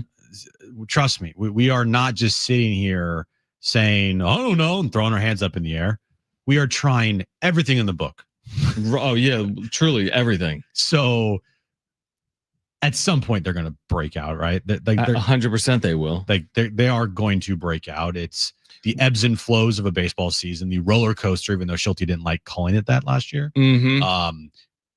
It is a roller coaster, and the last 4 games have been awful, but the best thing about baseball is there's always a game the next day, or majority of the time there's a game the next day. So you can go out tonight, you score 6 runs, beat the Blue Jays 6-3 or 6-2.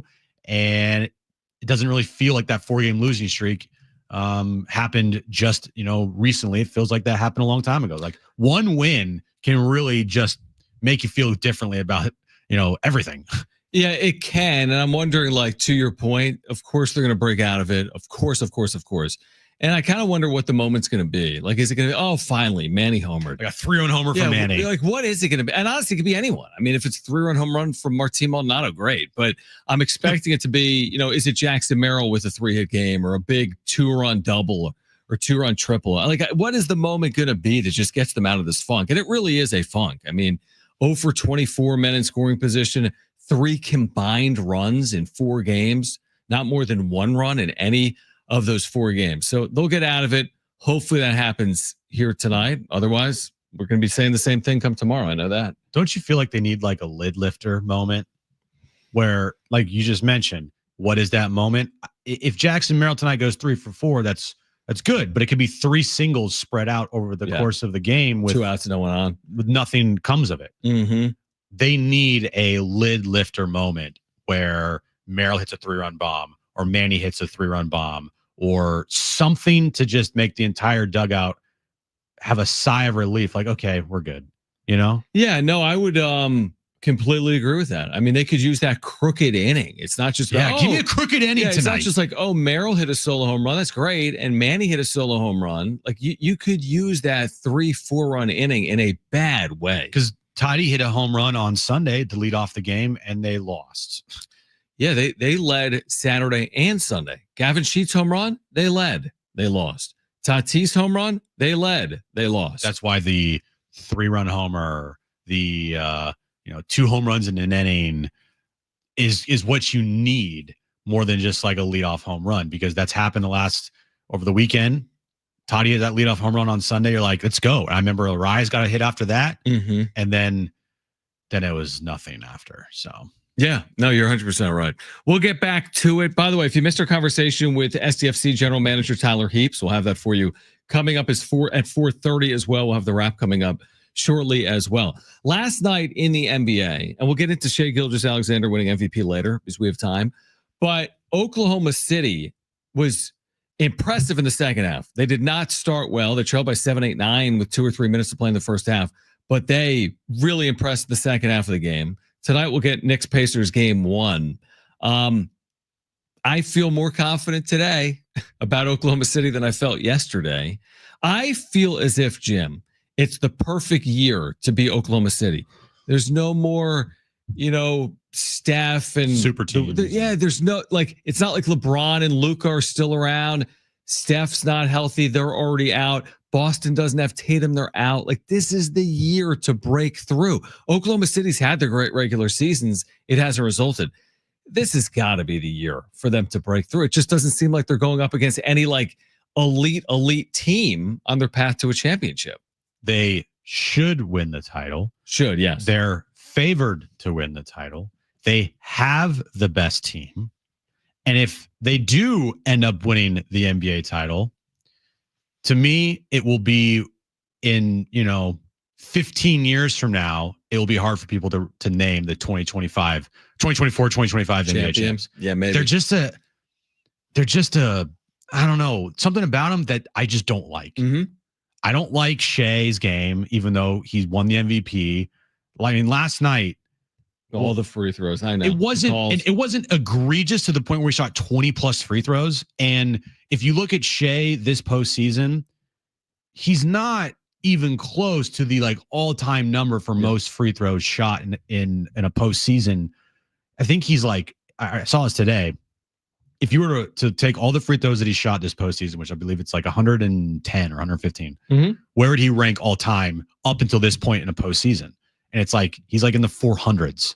So he's not even close to the most free throws ever shot in a postseason up until this point. But it's about how he plays, where he is always foul baiting. He is flopping everywhere. You can't touch him.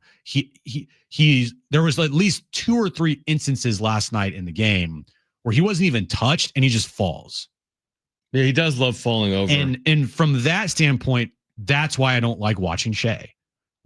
He's a mid-range free throw shooting expert. He is great from the mid-range. He gets to the foul line at a huge clip. Can't really shoot threes. He can, but he's not a prolific three-point shooter. Yep. He can get to the basket, but when he gets to the basket, if you touch him, he falls over and he goes to the free throw line. His game, it's just, I don't like it. Yeah. And by the way, also too, they're a very cringy basketball team. There's stuff they do after games. I don't know. Just for me, I don't like it. I mean, he's shooting 27% from 3 in the postseason, but he's shooting 85% from the free throw line. And with the, again, he got there last night 14 times. He was 10 of 27 from the floor, 0 for 4 from 3, but he still scores 31 points because he makes all of his free throws. And if you took away all his free throws last night, guess what? The Thunder still win the game by double digits. They would have last night. They would have. So it's not just, take away the free throws and the game's completely different. Well, take away the free throws and they still blow out the Timberwolves. Look at some of their scores, Jim. I mean, it. Last night, they're in a game, they win by 26. They win a game 7 by 32. They won other games in the postseason by 50. My point is they're so far and away better than their opponents. Yeah, they've been in series, but when they're good, they're ridiculously good. They've already won this postseason. They have won this postseason 5 games by 30 points. What? Yeah, no. 5 games? Their defense is really good. The problem is how physical they are on defense. It's how on the other end of the court, the team that they're playing against can't be as physical as OKC, because if they are, it's night. There's no chance because the refs will call every ticky-tack foul, especially against Shea. No, that's a really good point. All right, we'll get back into the NBA postseason coming up in the 4:00 hour. The wrap is on the other side. If you missed our conversation with SDFC's general manager, Tyler Heaps, you'll hear it at 4:30. Great giveaways ahead as we kick off hour 3 of John and Jim on San Diego Sports 760 and live on the iHeartRadio app.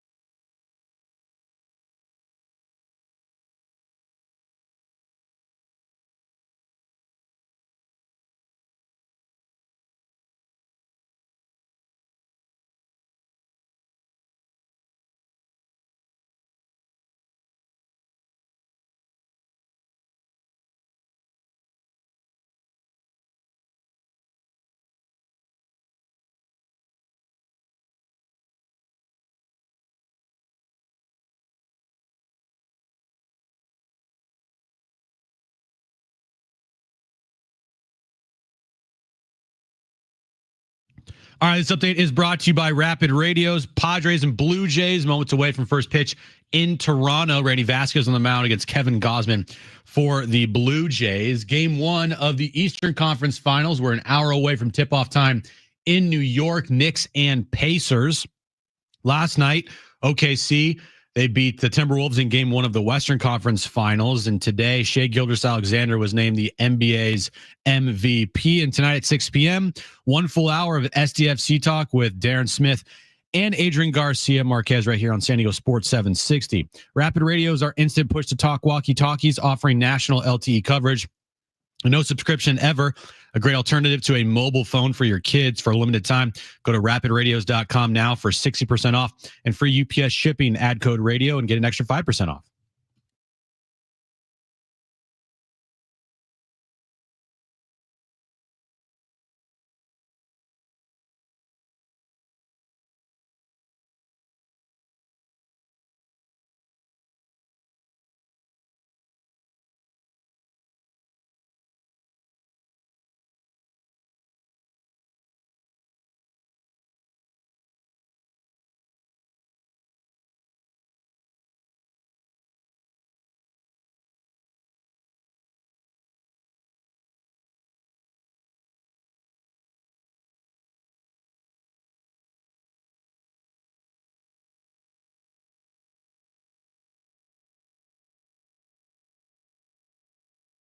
All right, San Diego and Southern California, what's going on? This is hour 3 of John and Jim. Be listening for that goal call from Adrian Garcia Marquez, the SDFC broadcaster here on the radio. When you hear a call, 877-767-4760 will qualify someone this hour to win a pair of tickets to see SDFC May 31st at Snapdragon Stadium. We'll announce the winner of those tickets coming up at 5:30. All right, so there's the update, Jim. You want to share what Kevin has written? We knew this would happen. Kevin was with us an hour ago. Yeah. Thanks, Kevin. Now written a little more on you, Darvish. He has. Again, I'll read this to you and tell me if it makes sense because I'm still trying to figure out if it does. Okay. Starting pitcher Yu Darvish is feeling some residual effects from his elbow issue in spring training, and there remains no timetable for his return. Kevin then says multiple sources said he is not experiencing pain and that there has not been a setback per se. Isn't that contradicting? A little bit. Yeah, a little bit. The plan, according to sources, is for Darvish to remain in San Diego rather than join the team in Atlanta later this week, as had been expected. It says here, the team has planned since the start of spring training to all along, in the words of multiple people, save bullets with the veteran right-hander who has 203 victories, blah, blah, blah. They want him available and healthy at the end of the season, and they have deferred to him at every step of his return. Right?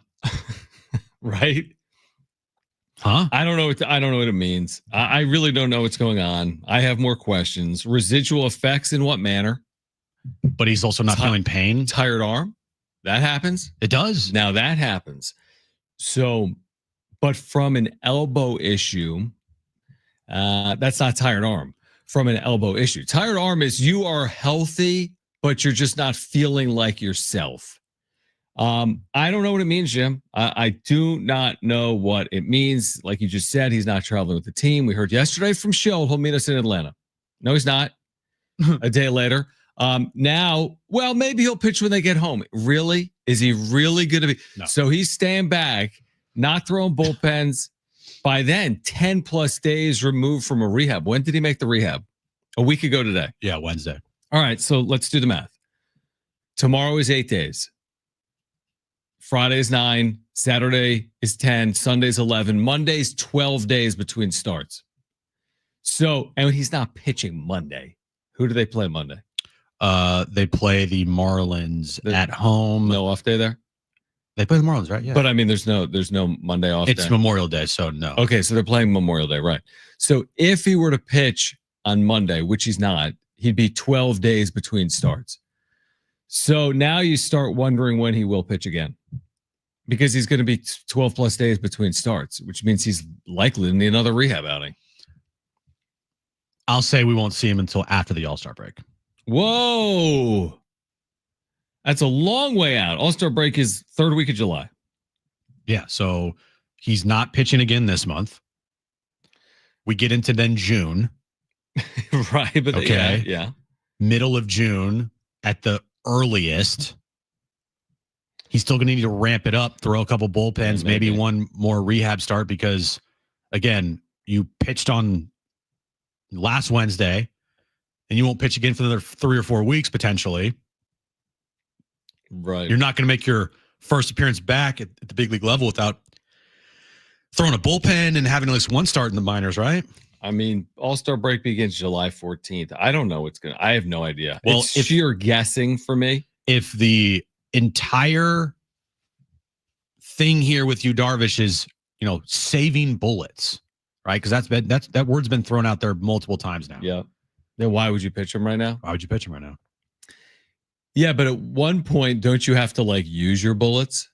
Well, you have time to use your bullets. If you don't, if you save your bullets for the end of the year, if you had 5 bullets, when are you using those 5 bullets? When my life is in danger. Okay, your life is in danger. It's not in May, but it might be in September. Your life's not in danger in May, right. But when you get to August and September, when you potentially could be fighting for a playoff spot, right?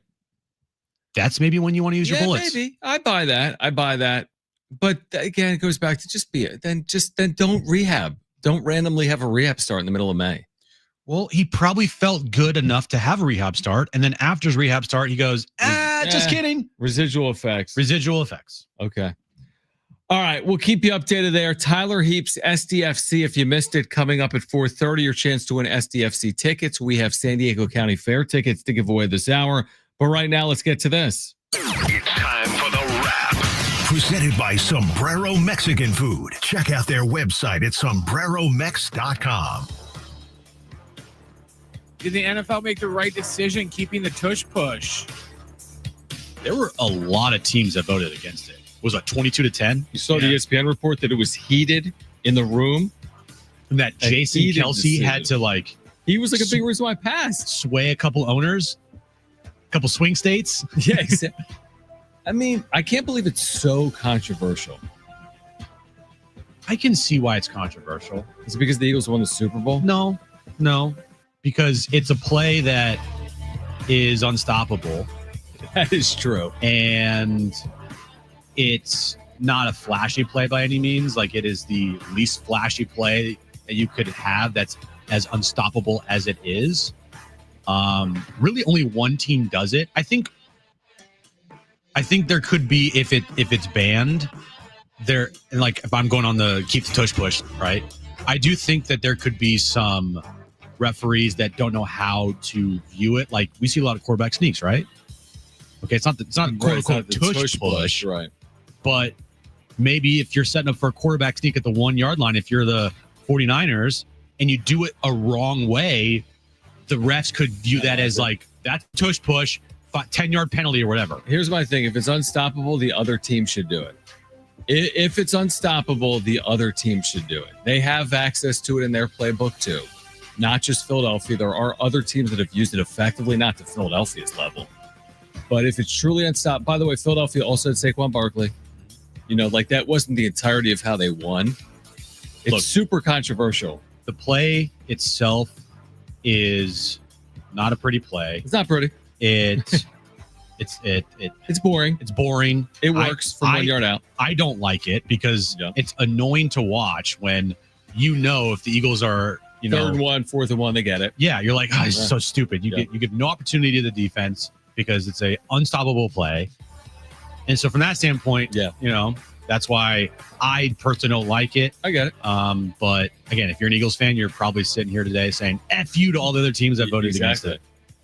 I was talking with Fletch about this morning, and I said that my big thing was if it was going the direction kind of where the NBA is going, to where everything is just 3-point oriented now, to where the NFL is slowly morphing into rugby, because that's essentially, let's call it what it is. That's what the tush push is. It's a rugby play. Then I would be we need to ban it because I don't want to see nothing but, tush push for, 3 hours every Sunday. But I don't think it's going that heavy in that direction. It's just a case of a lot of teams are just being sore losers to where they can't figure out why they can't get the tush push to work, so we need to ban it. I hope in the opener for the Eagles this year, they do it every play. Just to prove a point. Dude. They won't do that. That would piss a lot of people off. That would piss a lot of people off. Next question. Is today a must-win game for the Padres? Wow. That's an interesting way to look at it. It really is, I don't know John. if we've ever used that term before. You don't want to have a 5-game losing streak again. Like they did 4 times last year. Correct. And they still won 93 games. Not a must win. Although, I mean, we went in a little bit last night on the wrap-up show, more chilled. I was more upset with what Schultz said post-game than. But tonight, I feel like you might go further in if they lose like 4-1 tonight. Well, because we've been trying everything in the freaking book to get this freaking team out of their slump. I know. I agree with you. Not a must-win game, but close. Not really. Next question. Must-win game. Would you guys take 10 starts from Yu Darvish this year? Yeah, I would. 10 starts. That's 10 bullets. I would take, let's go 5 in August and September. And then I would take the rest in the postseason. You know what? I'm with you. I would take the 10 in the regular season and then hope that he's healthy enough to make more in the postseason. Okay, so this is just regular season. Okay, regular season. Yeah. 10. I mean, 10 is kind of your point of after the All-Star break. If you returned in July and pitched every 6th or 7th day, you'd be making 10, 11, 12 starts, I think, for the Padres. I think people would take that right now if you're healthy for those 10 or 11 or 12 starts and then into the postseason.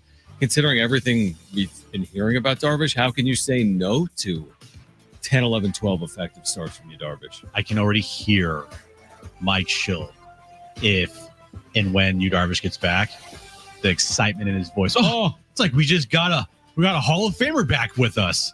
Yeah, I mean, yes, it's kind of true. All right, next question. Is Shea the worst MVP in NBA history? No, he's not the worst NBA MVP in history. But is it at least glamorous? Jokic would like to talk to you about that. Good call. He just doesn't really, I don't know. For me personally, he just doesn't do it for me. Mm-hmm. I don't know. He's a great player, but for me, it doesn't do much for me. Like, I think he's a star. I don't think he's a superstar. Let me ask you this. You say better or worse MVP? Okay. Jokic. Better or worse than Shea? Worse. You think Jokic is worse than Shea? Of an MVP? No, I think Jokic is better. Okay, so better or worse for the player? Embiid 2023. Ooh. That's a tough one. That's where they could be, right? Well, especially how Embiid's career is gone so just now. Embiid in general. Giannis. I'll go push. Okay, push. Giannis, you'd say better. Better. Harden. Better. Westbrook. Better. Curry. Better. Worse. KD. Better. LeBron. Better. Derrick Rose 2011. Better. Kobe. Better. Dirk. Better. Steve Nash back-to-back. You're going to take Nash. Yeah. Come on. Those Suns teams were really fun to watch. Duncan's better. Boring, but he's better. Iverson. Better. Shaq. Better. Karl Malone. Better. David Robinson. Better. Akeem. Better. Charles Barkley. Better. Michael Jordan. Better. Magic. Better. Bird. Better. So, I mean, you're right. Like, there's maybe some examples like an Embiid in there, but there's not a lot of examples of players that, I mean, he's like a fringy MVP. Like, you hear some of these names. Like, are you going to put Shea on anywhere near those pedestals? No. These are ridiculous. Shea is a star player. He is not a superstar player that transcends. Yeah, he hasn't transcended yet. He is not a household name. He is not anywhere close to the levels of, the Giannis's, the Stephs, the LeBrons, even the Lukas of the world. Nowhere close to that.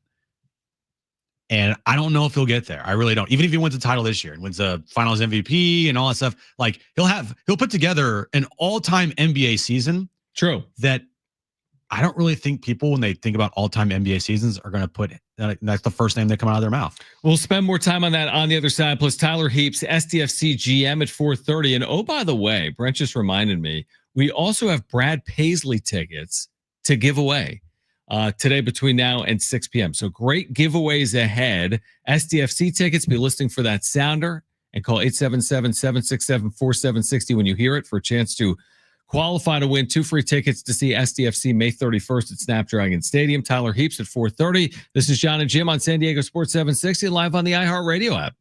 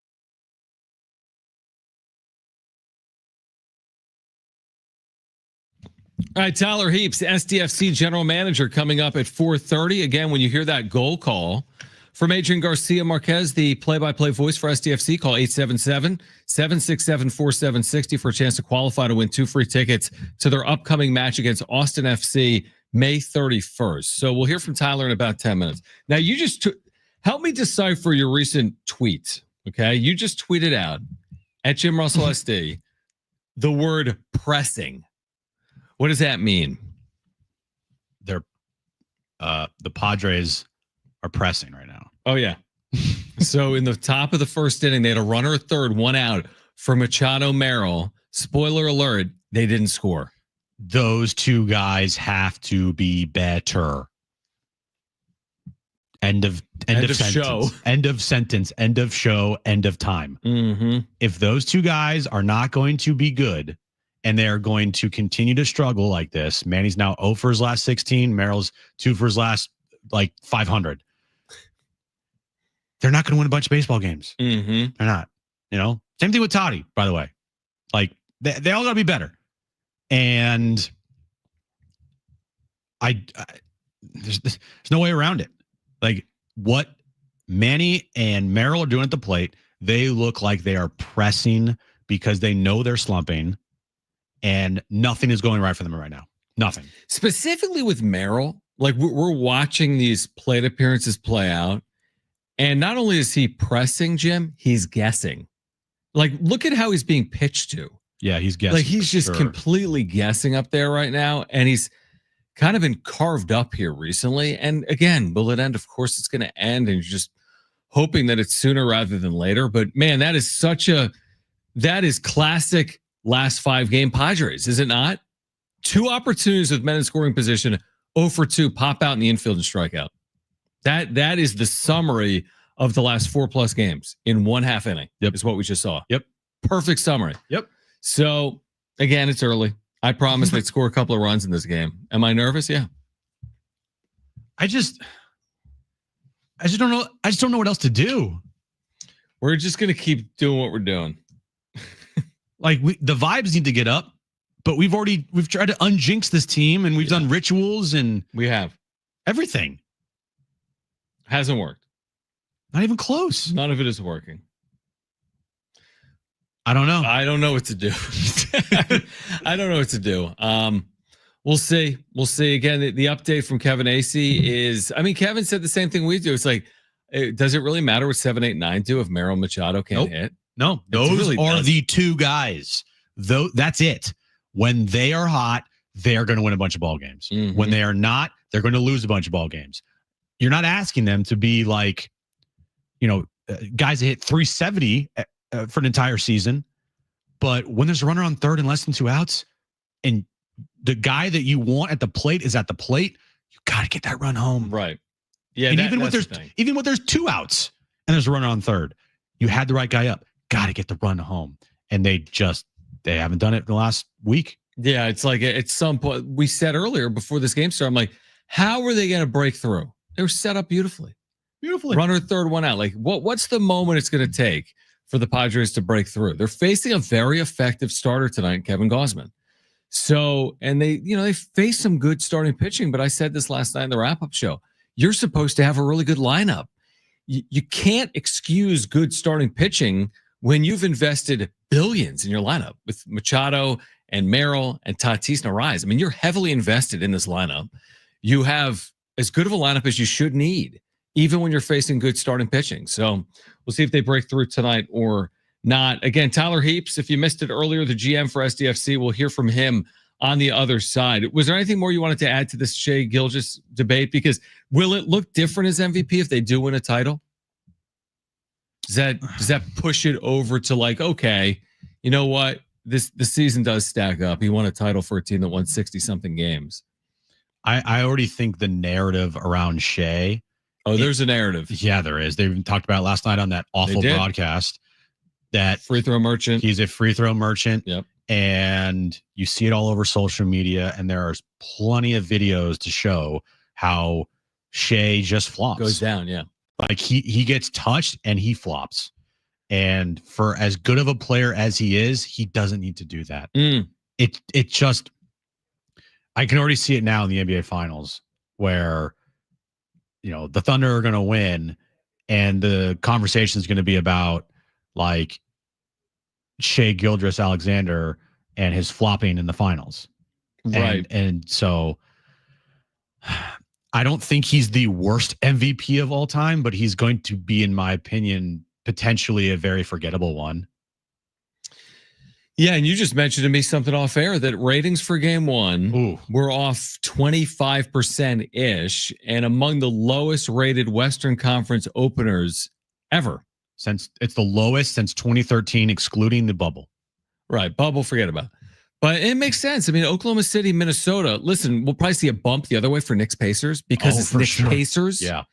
But, did you see the note the other day? I forget. It's like the first time the Western Conference Finals has not been staged in either California or Texas in forever because of Golden State, LA, San Antonio. Mm-hmm. Like you do all the math on it. There have been so many conference finals involving these big brands. And for the first time in a while, you don't have that right now. You don't. Oklahoma City, not a huge market. Now, when they were good back in the day of the KD, Russell Westbrook, James Harden, like they transcended because Kevin Durant was a superstar. Russell Westbrook was on the come. James Harden, he ended up leaving and becoming a superstar player in Houston. Have you watched at the end of OKC Thunder games when like they're interviewing a player and the whole entire team is around? It's a thing they do. It's like a bit. Yeah. Kind of like at the end of like a college basketball NCAA tournament game. Yeah. So at the end of the game, when the player of the game is being interviewed by like the reporter or whatever, they're all behind him. And they all like do weird, cringy, goofy stuff. And that's why you hate them? No, it's not why I hate them. I just doesn't do it for me. It's cringy. It's just like, I don't know. Their team rubs me the wrong way in the sense of I don't ever want to go out of my way to watch them play basketball. That's interesting. And I said that earlier this year when the Thunder and Cavs were playing. Remember that rant I had? Yeah, and you're like, who's going out of their way to watch this? Like, no one cares about this. Right. Especially the average. The hardcore fans, like, okay, but the hardcore fans are always going to be there. You want to reach a new audience. You want to reach and gain the eyes of everybody. And I'm sorry, they don't do it. Anthony Edwards does it. He could do it if he made the finals. Shea Gilgeous-Alexander, for me personally, I'm not saying for everybody, but for me personally, just doesn't do it. Tyler Heaps, STFC general manager on the other side. Plus, be listening for that goal call. When you hear it, call 877-767-4760 for a chance to qualify to win 2 free tickets to STFC's upcoming match on May 31st at Snapdragon Stadium. This is John and Jim, San Diego Sports 760, and live on the iHeartRadio app.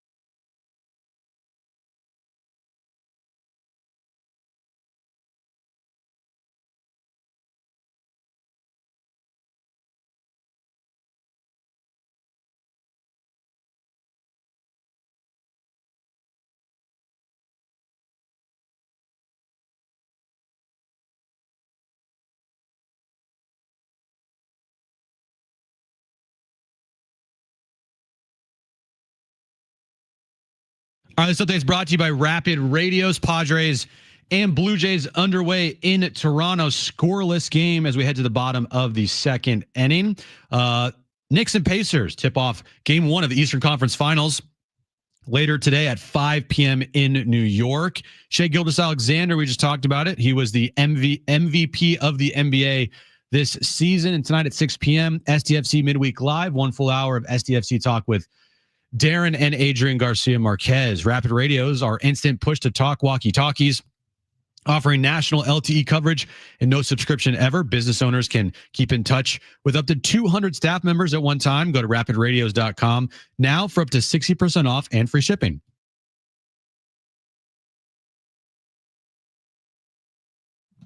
All right, John and Jim, San Diego Sports 760. Later this hour, your chance to win a 4-pack of tickets to the San Diego County Fair. But if you missed it earlier, we had the general manager of SDFC on the show. Again, when you hear that goal call, remember to call 877-767-4760 to qualify to win 2 free tickets for their upcoming match on May 31st at Snapdragon. But we had Tyler Heaps, the general manager of SDFC, on the show. We started the conversation by asking what it's like right now in the midst of the schedule where they're playing a couple of games per week and what impact that's having on SDFC. Yeah, thanks for having me. It's good to be back, and especially now that we're up and running fully. It's been a good season. It's been a great season so far, but yeah, to your point, the schedule starts to get really condensed, and that's about, we've been kind of preparing for this with the way that we train. We do train really hard, and we're trying to make the roster as big as possible to make sure, obviously, that we can have some rotations, which you'll see coming, especially with the international break coming up and so forth. But it's now about making sure that we're very in line with how we want to look on the field, making sure that the principles are consistent, but then also making sure that we've got guys that are ready to step up whenever the number's called. How happy are you after, your 3-game losing streak with how you guys responded in the last 4 matches here, playing some really good soccer?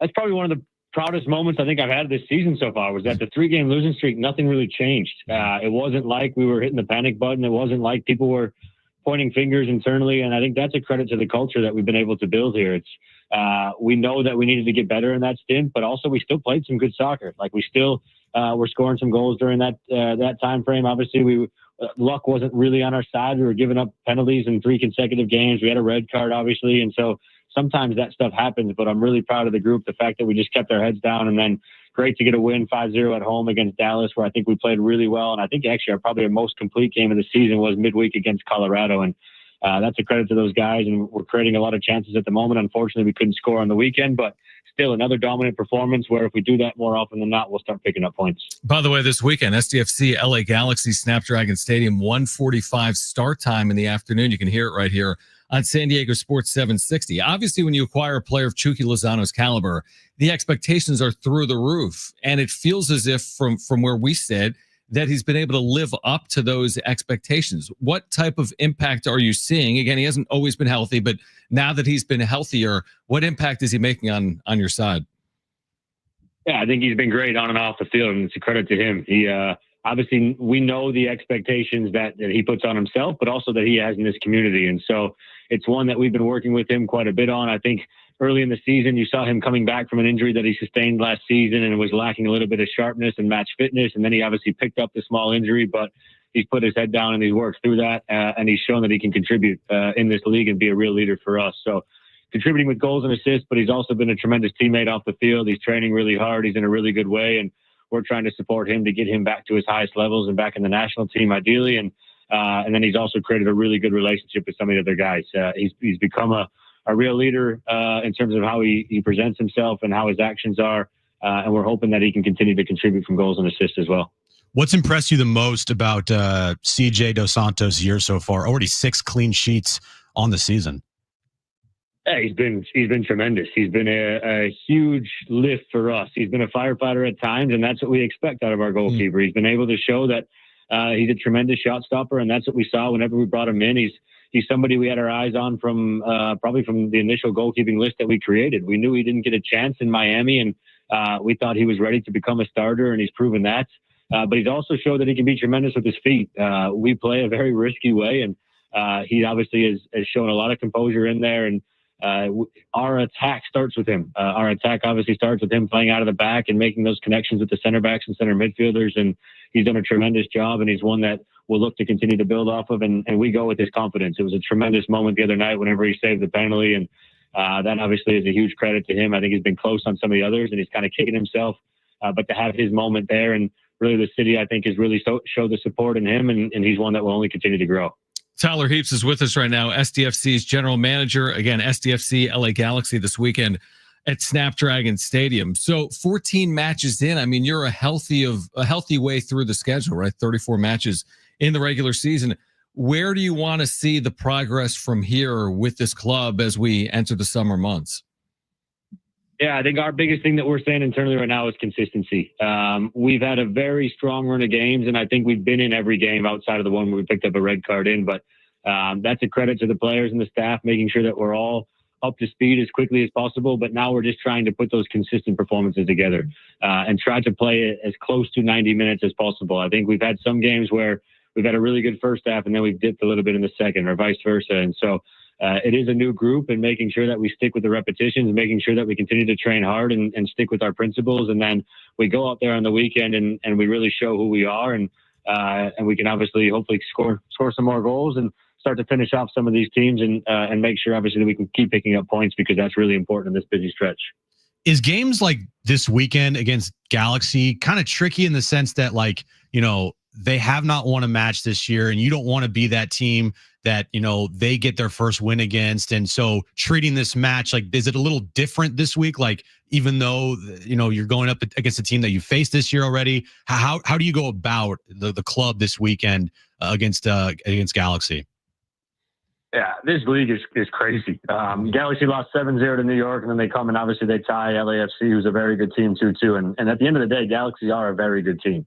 They've dealt with injuries, and obviously they're still the champions. They're still the champions until somebody else obviously takes that. They have struggled a lot, but I think it's due to a number of different reasons. And so they're coming off a very good derby performance, and obviously now they come down here having played us already, as you mentioned. And so we need to be sharp. This is no gimme. Whenever we lost to Charlotte, they were top of the East, and they haven't won in 5 straight. So this league is somebody where anybody can beat anybody, and I think it's why it makes it so exciting. And so we're going to need the support of the community this weekend. It's a huge game, and in these derby games, inches matter, and we need to make sure that we still play at the highest of our levels, and making sure that we can do whatever we can to hopefully walk out with 3 points. It's interesting because you're in this stretch, and I think I have it right. Maybe it's like 5 of 6 matches have been at home, so you obviously want to capitalize on that, because later in the year, you're not going to have that same advantage. You might finish with something like 3 of 4 on the road, or 4 of 6, or whatever it is. So how critically important, I mean, home field in this league matters, right? Like, you need to protect home field, and by and large, your club's been able to do that. Yeah, it's one of the most important aspects. If you look at the travel schedule, this is the most unique league in the world. Yeah. The travel that we go in for a normal away game is probably the longest European travel in a Champions League game that anybody goes on. And so making sure that you take care of your home points is definitely one of the most important indicators of success in this league. And to your point, we have been able to do that. There's a few ties that probably wish we would have done a little bit better in. And again, that loss to RSL stings, because we want to make this place a fortress, and the fans have been unbelievable. I think what you guys see behind the goal on the north side is they've really only started to grow, and I have no doubt in my mind that this weekend there'll be an extra sense of urgency just because of the team up the road are coming down, and we need to make sure that we continue to take as many points as possible in all games, but particularly the home ones. Am I right in saying that Anders Dreyer has played every single minute of every match so far? I think he got subbed out 15 minutes. He got subbed out to the 5-0 win. He didn't play the last 15 minutes. Right. That's the game I was thinking about. Okay, so other than that, I mean, he's played for you majority of every single match, every single minute, and he is, you know, for you guys leading the way. Well, what does that say about him this year, that he's played as much as he has and he's performing the way that he is? Yeah, and Chris McVeigh, I think Chris McVeigh has played every minute. Chris and CJ every minute. Anders is close behind. With Yepe, I think just behind that. But look, Anders he's a world-class player. He's somebody that we were obviously fortunate to get. He's been a tremendous teammate. He's been a tremendous human. But then on the field, I think you guys see it week in, week out. This guy runs his socks off. He works really hard for the team, and then he has a special quality, and that's obviously his left foot and what he's able to do in terms of passing, final pass, but also final shot. And I think in the time when Irving was injured, he took on a little bit more of a staple role, and he's only continued to progress that. I think he's up there in goal contributions in the league, and he also has very high expectations of himself. And he's probably biting himself a little bit that he doesn't have more goals and assists because he's gotten some really good spots, but that's what makes a really good player. Just the fact that he's constantly ending up in those spots. He was there again in the weekend, and it was 0-0, but he was kind of the main culprit of a lot of those chance creations that we had. Well, another opportunity again for sports fans in San Diego to see SDFC this weekend. Rare afternoon start, 1:45 against LA Galaxy. Tickets are available at sandiegofc.com. If you haven't been yet, you need to go. I went for the first time this past weekend. Well, that was the scoreless draw with my son in a little bit of the rain. It was a great experience. It was a very, I didn't know what to expect because of the weather. But I don't know how many people were there. It was a huge crowd. You had some weather. My son was a little upset, Tyler, because you guys didn't score, and he's 6. And he's like, "Why do they keep it? They keep getting close to goal, and nothing happened." I said, "Relax. In baseball, they don't always score either. Tell your son that I was upset as well. So that makes 2 of us. Right, and you're older than 6, so thank you. Good perspective. Exactly. Tyler, we'll see you this weekend. We're looking forward to it. Again, for our listeners, tickets are available at sandiegofc.com. You can hear it right here on San Diego Sports 760. And thanks again for hopping on. Appreciate you guys. Thank you very much. All right, great stuff. We do have a great giveaway for you coming up on the other side. All you need to do is call 877-767-4760. We have a free 4-pack of tickets right now to the San Diego County Fair at the Del Mar Fairgrounds, which starts June 11th and goes through July 6th. We have a free 4-pack of tickets to that. All you need to do is call 877-767-4760 right now. First 2 callers will be contestants, Jim, for trivia. Free. 4-pack of tickets to the San Diego County Fair. Call right now if you want them. 877-767-4760. That's next. John and Jim, San Diego Sports 760, live on the iHeartRadio app.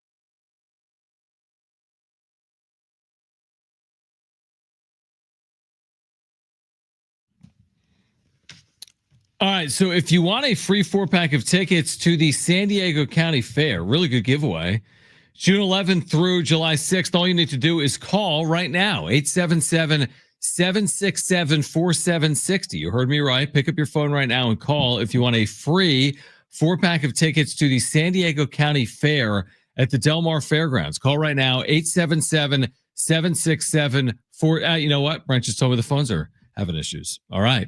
Phone's having an issue. Don't call them. Just kidding. There we go. Congratulations. You're not going to be able to win because our phones are not working right now. For some reason, we're getting all of Kogo's calls on our phone. Well, if you want to talk politics, no. It's being worked on. Hopefully it's being worked on. Resolved here soon. It's fine. All right. We'll see if we can give away a 4-pack of tickets to the San Diego County Fair later today. We also have Brad Paisley tickets to try to give away today as well. We're keeping our eye on Padres Blue Jays. Jim, more of the same. Padres have not scored in 3 innings. And then later tonight, have we even touched on Knicks Pacers? No, we have not. We really haven't. I mean, the hype around this certainly exceeds T-Wolves Thunder. Knicks in the conference finals for the first time in a long time, taking on their longtime nemesis, the Indiana Pacers. And I'm excited for it. Again, my wife is a big Pacers fan. And this will get underway in about 30 or 40 minutes at 5:30 tonight. Eastern Conference Finals. I think it's at 5. Is it at 5 o'clock tonight? Okay. Last night was 5:30. Is it 5? Tonight is Can you confirm that? Yeah, tonight's 5 o'clock. Pacific, John. Okay, 5 o'clock. Yeah. This series, I think, has the potential to be much more exciting and better than the Western Conference Finals from every single aspect of the pregame show, the broadcast, right, TNT, post-game show, everything about it, I think has a chance to be much, much better than the Western Conference Finals. I watching the game last night, I saw this on social media and I completely agree with this take. It felt like I was watching a game in January. Yeah, just like a regular season game. It didn't have the feeling of this high profile conference final game. Yeah. They just, first off, the NBA crew, other than Mike Breen, is awful. I mean, Richard Jefferson and Doris Burke, I'm sorry, but that combination does not work at all. And from that standpoint, it was it didn't have that big game feel. You know what I mean? It didn't have that big game. Like, the game ends and they go to Sports Center with some random Sports Center host that I've never heard of before, instead of Scott Van Pelt or the NBA crew or whatever, and they're interviewing players. They don't do that. And so from that standpoint, I'm just like, okay, game's over, whatever. Well, this one isn't going to have much either. It's not like Reggie Miller is going to be on the commentating or Kevin Harlan. Or Charles Barkley and Shaq and Kenny. Yeah, I mean, you have Reggie Miller as part of a broadcast team. Draymond Green's not going to be there, right? Yeah. Knicks, Pacers. I mean, remember, Reggie Miller, infamous to Knicks fans, has the most remarkable, 9 points in 8 seconds. Oh, yeah. I mean, this thing has real intrigue and drama. And as bad as the ratings were for the Western Conference Finals last night on ESPN, they'll be the opposite way good, would be my guess for tonight. I just think that, when you watch the Eastern Conference Finals, you're going to feel like it's a big game. You're going to feel like the series is big. I didn't feel like that last night watching Thunder T-Wolves. Dude, watch a game at MSG and watch a game at whatever it's called, like Chesapeake Energy Arena in Oklahoma, which is actually loud. But I mean, MSG, we saw it last round, but like that against Boston, the crowds are crazy. You could not have two of the most polar opposite crowds ever between the Thunder and the Knicks. Yeah, dude. Are you kidding me? It's a different world. It's not. Yeah. Like, first off, there's nothing to do in Oklahoma City. I mean, by and large, yeah. I mean, that crowd is.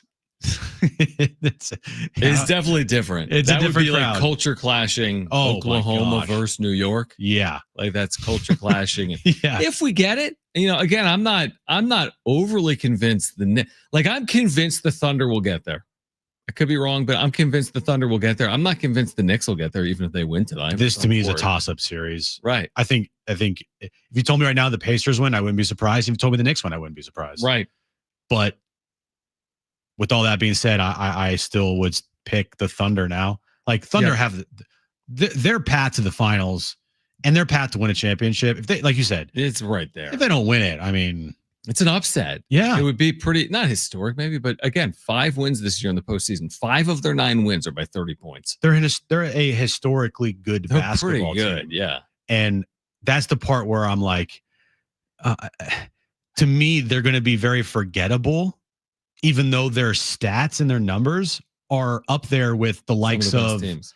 The 73-9 Warriors regular season. Scoring margin is they're right there with the best in the history of the league. I think they're better than that. I think team. you're right. I think and so. then like the 72 Bulls and those Laker teams in the early 2000s, like they are statistically, I think, better in a lot of categories than the teams I just named off. So, Brian, what do you got? I was going to say the one thing I think that the Eastern Conference Finals has over the West is it's being much more properly hyped up to where, they're laying into the Pacers-Knicks rivalry.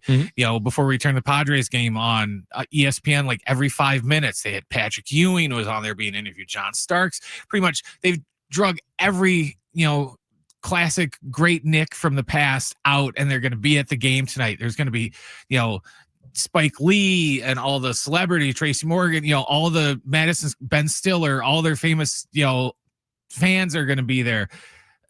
What was the hype for last night? Who's the biggest OKC fan that's like the biggest celebrity?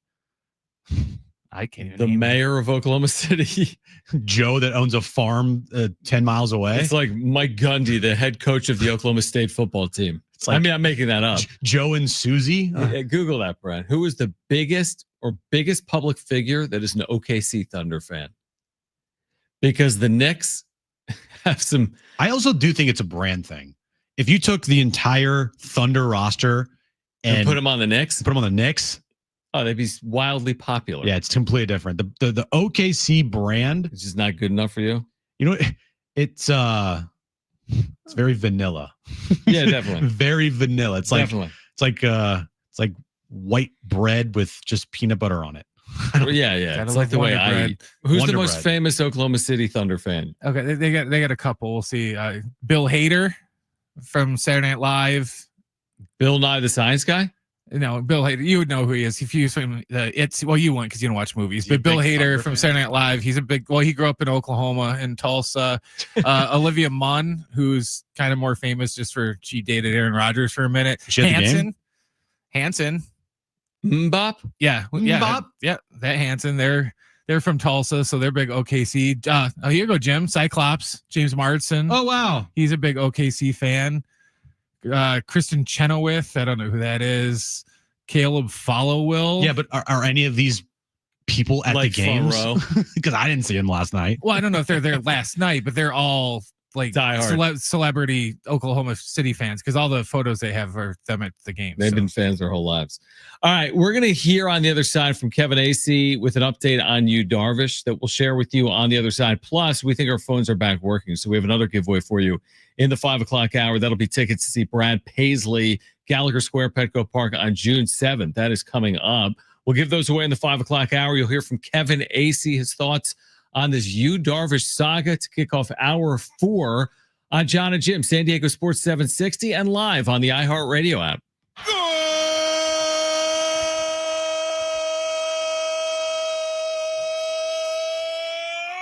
Chucky Irving, Chucky Lozano went chuk, boom.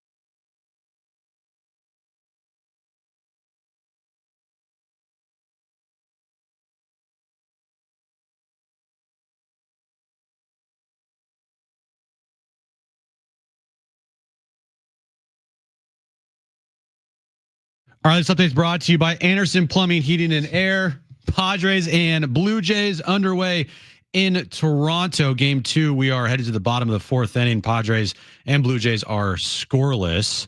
Game 1 of the Eastern Conference Finals, moments away from tip-off in New York, Knicks and Pacers. And earlier today, Shai Gilgeous-Alexander was named the NBA's MVP. And 1 hour from now, SDFC Midweek Live, 1 hour of SDFC talk right here on San Diego Sports 760. Rebate funds are running out fast. Don't get left behind. At Anderson Plumbing, they're buying back your old water heater and giving you $500 in instant savings. Call Anderson PHA today. Nobody whilst client. Whoa, hold on. Nobody whilst wows clients like they do.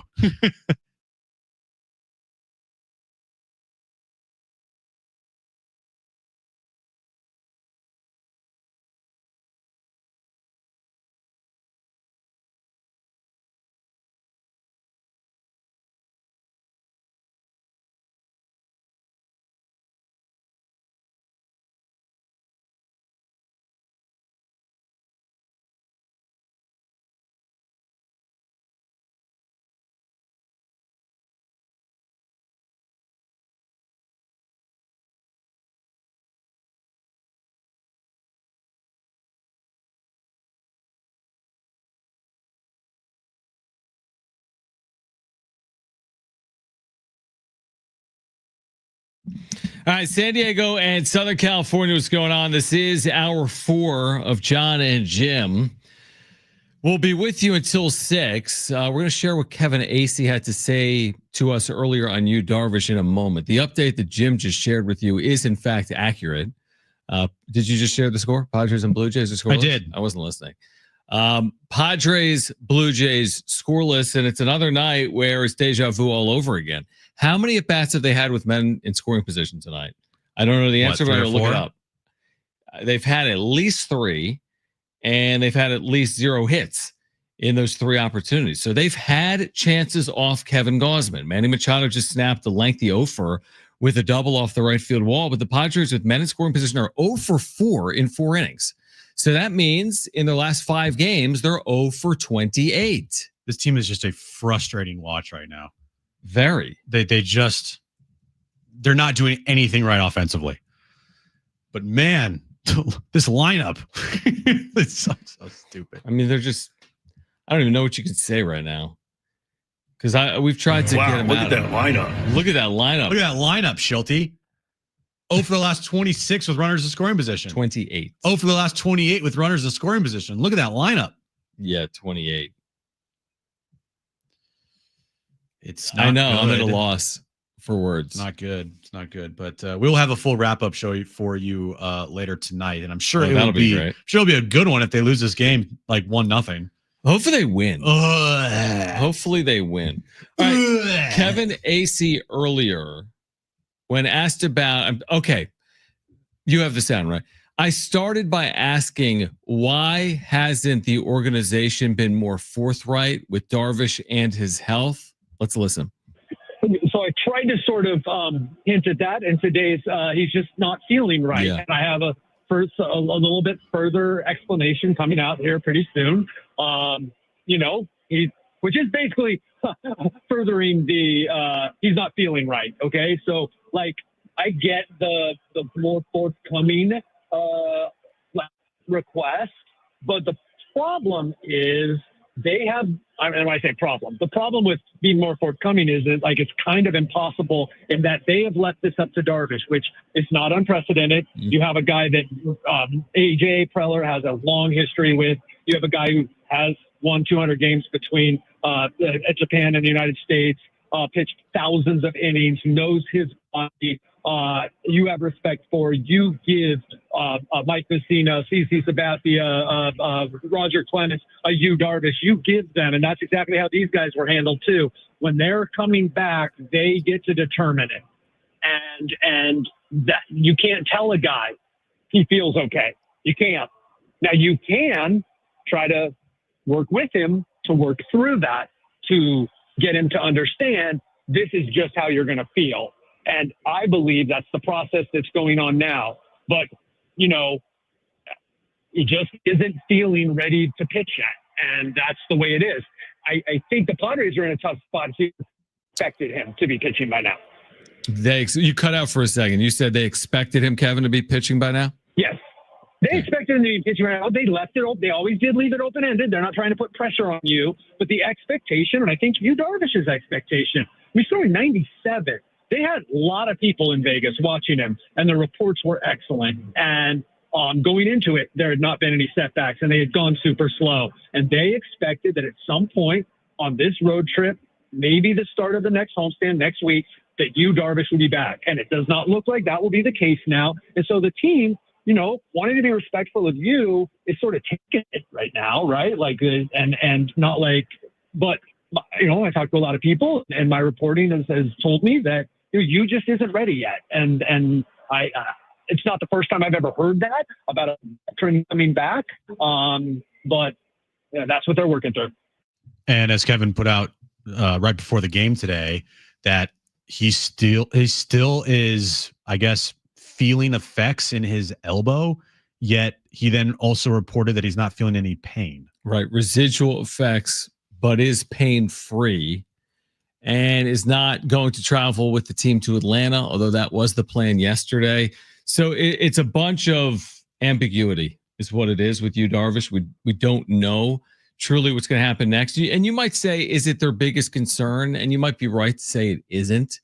It's not like Yu Darvish pitching today means the Padres offense hits, but they'll need him. I'll continue to hammer home that point. They're absolutely going to need him. And this idea that I've heard a lot, well, save the bullets, they're going to need him later more than they need him now, is only under the theory that they get where we hope they get. They still have to get there, and that's not a formality. I mean, Fangraphs has them with a 50% chance, or maybe lower now, 49% chance, something like that, of getting to the postseason. Could you say that they can make the postseason without Yu Darvish? Yeah, I think they could. Could you say that they could win a World Series without Yu Darvish? As currently constructed, it would be hard because of that lack of a fourth starter that we've talked about. Because now you get to 7-game series, and last year they didn't have an answer with Dylan Cease on short rest, or I don't know. Randy Vasquez has been pretty good this year. Yeah, but I mean, I know, I get it. You'd prefer, and again, if they knew they didn't have Darvish, they would add maybe at the deadline. Maybe. But no, can you get to the postseason without Darvish? Yeah.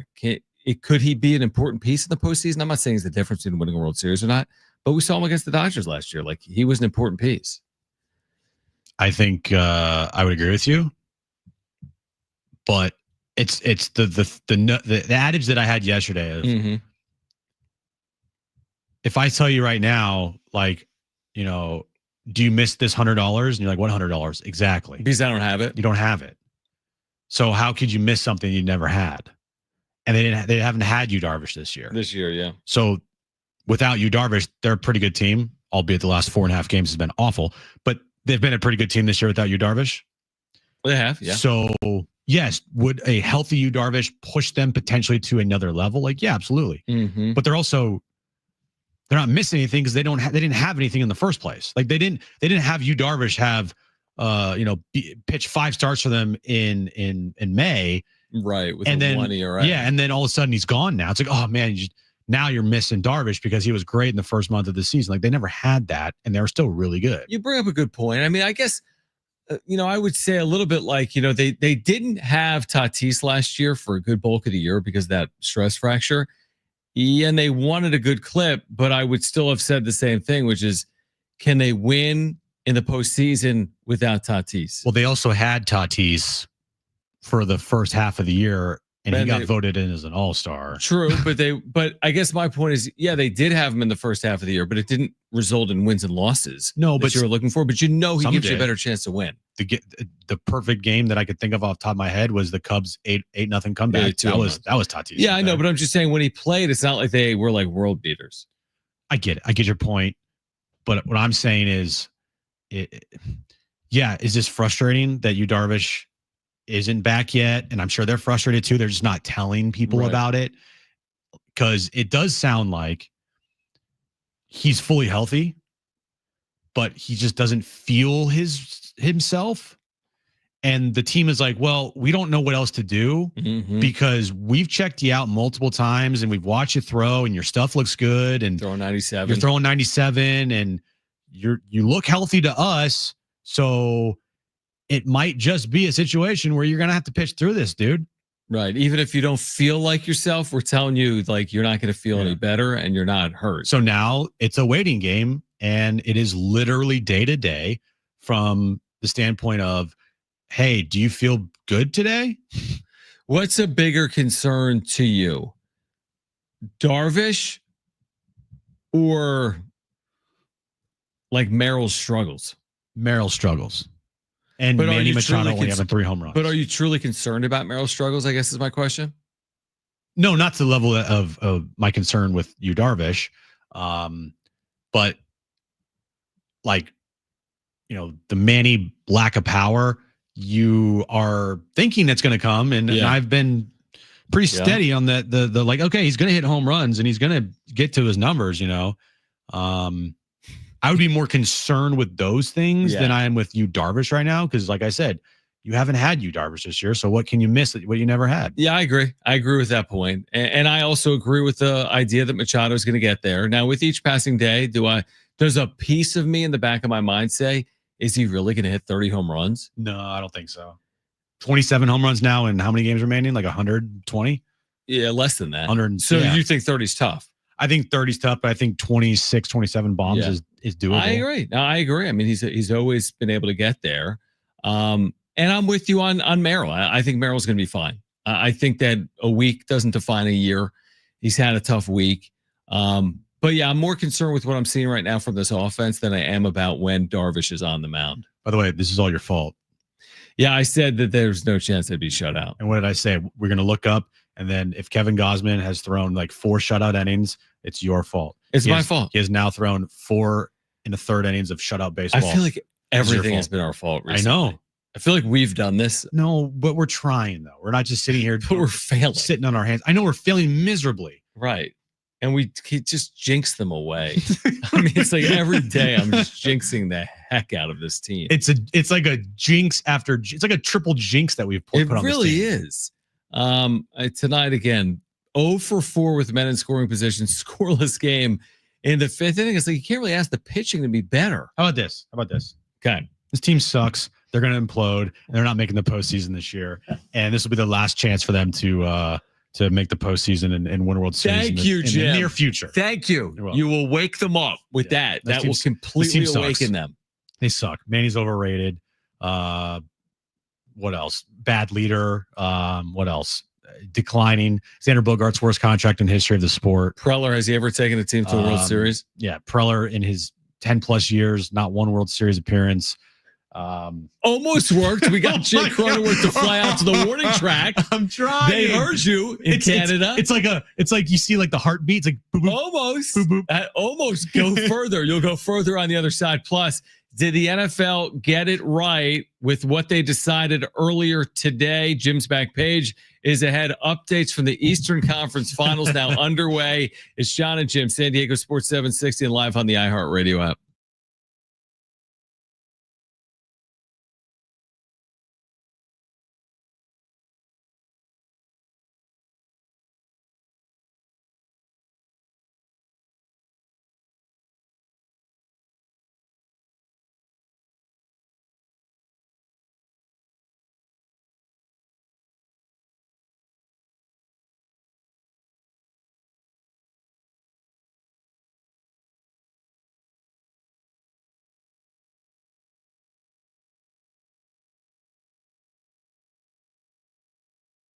Hey guys, us again, John and Jim for the all-new Jamul Casino Resort, the Players Place, and you've got another opportunity this month to win a Ford Mustang Mach-E during Monday Night Live.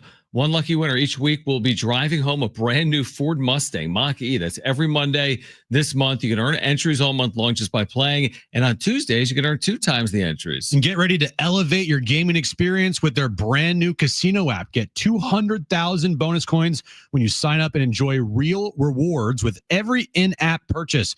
Play online at playhamulcasino.com. You can also join the Hamul Casino Resort Players Club at Guest Services to receive your scratch-off game. Then scratch and win. You could win up to $25,000. Make sure to check it out. The all-new Hamul Casino Resort, the Players Place.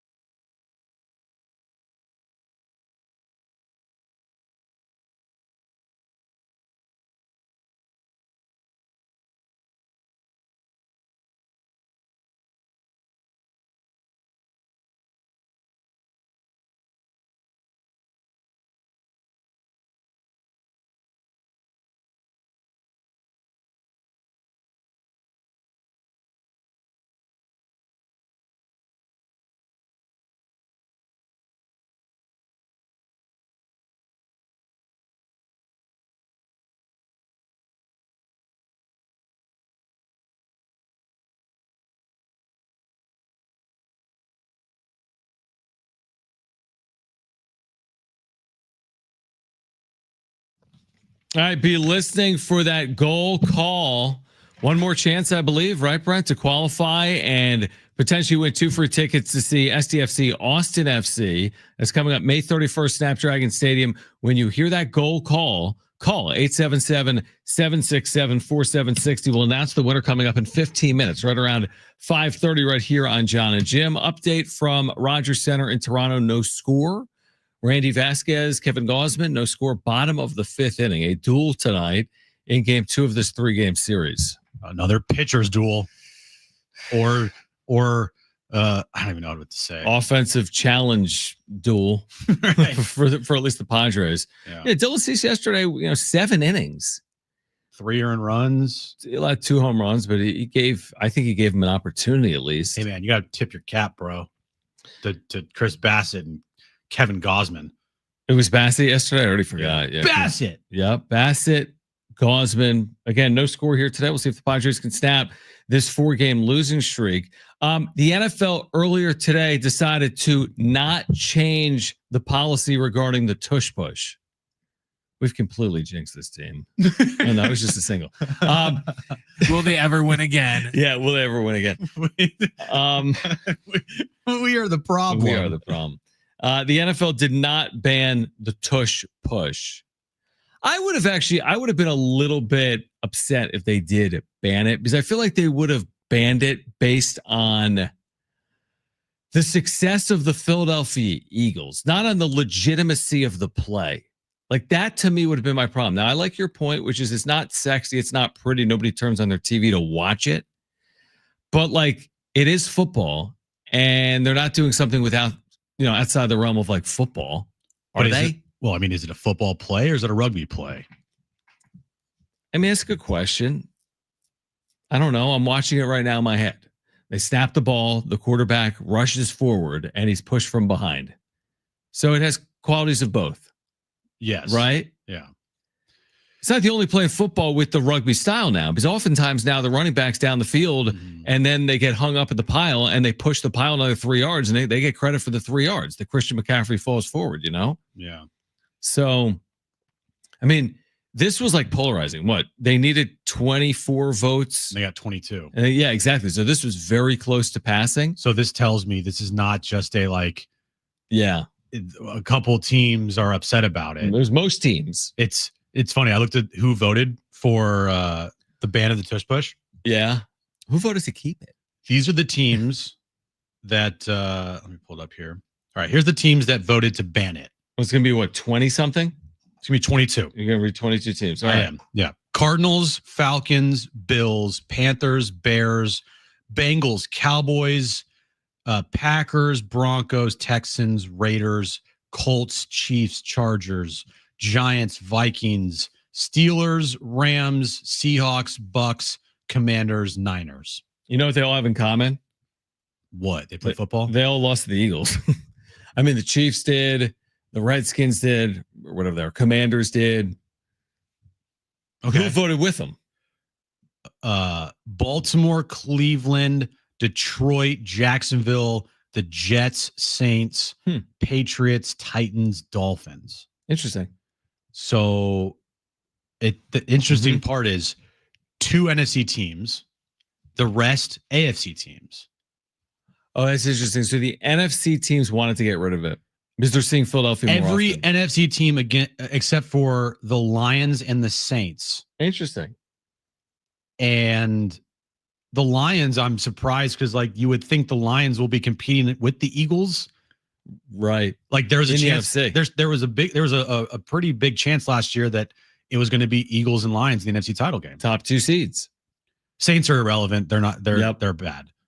But every other NFC team voted to ban it. So what are we saying? Are we saying that the NFC, who's playing Philadelphia more often than the AFC, doesn't want Philadelphia to have that advantage? Yeah. I also do think that I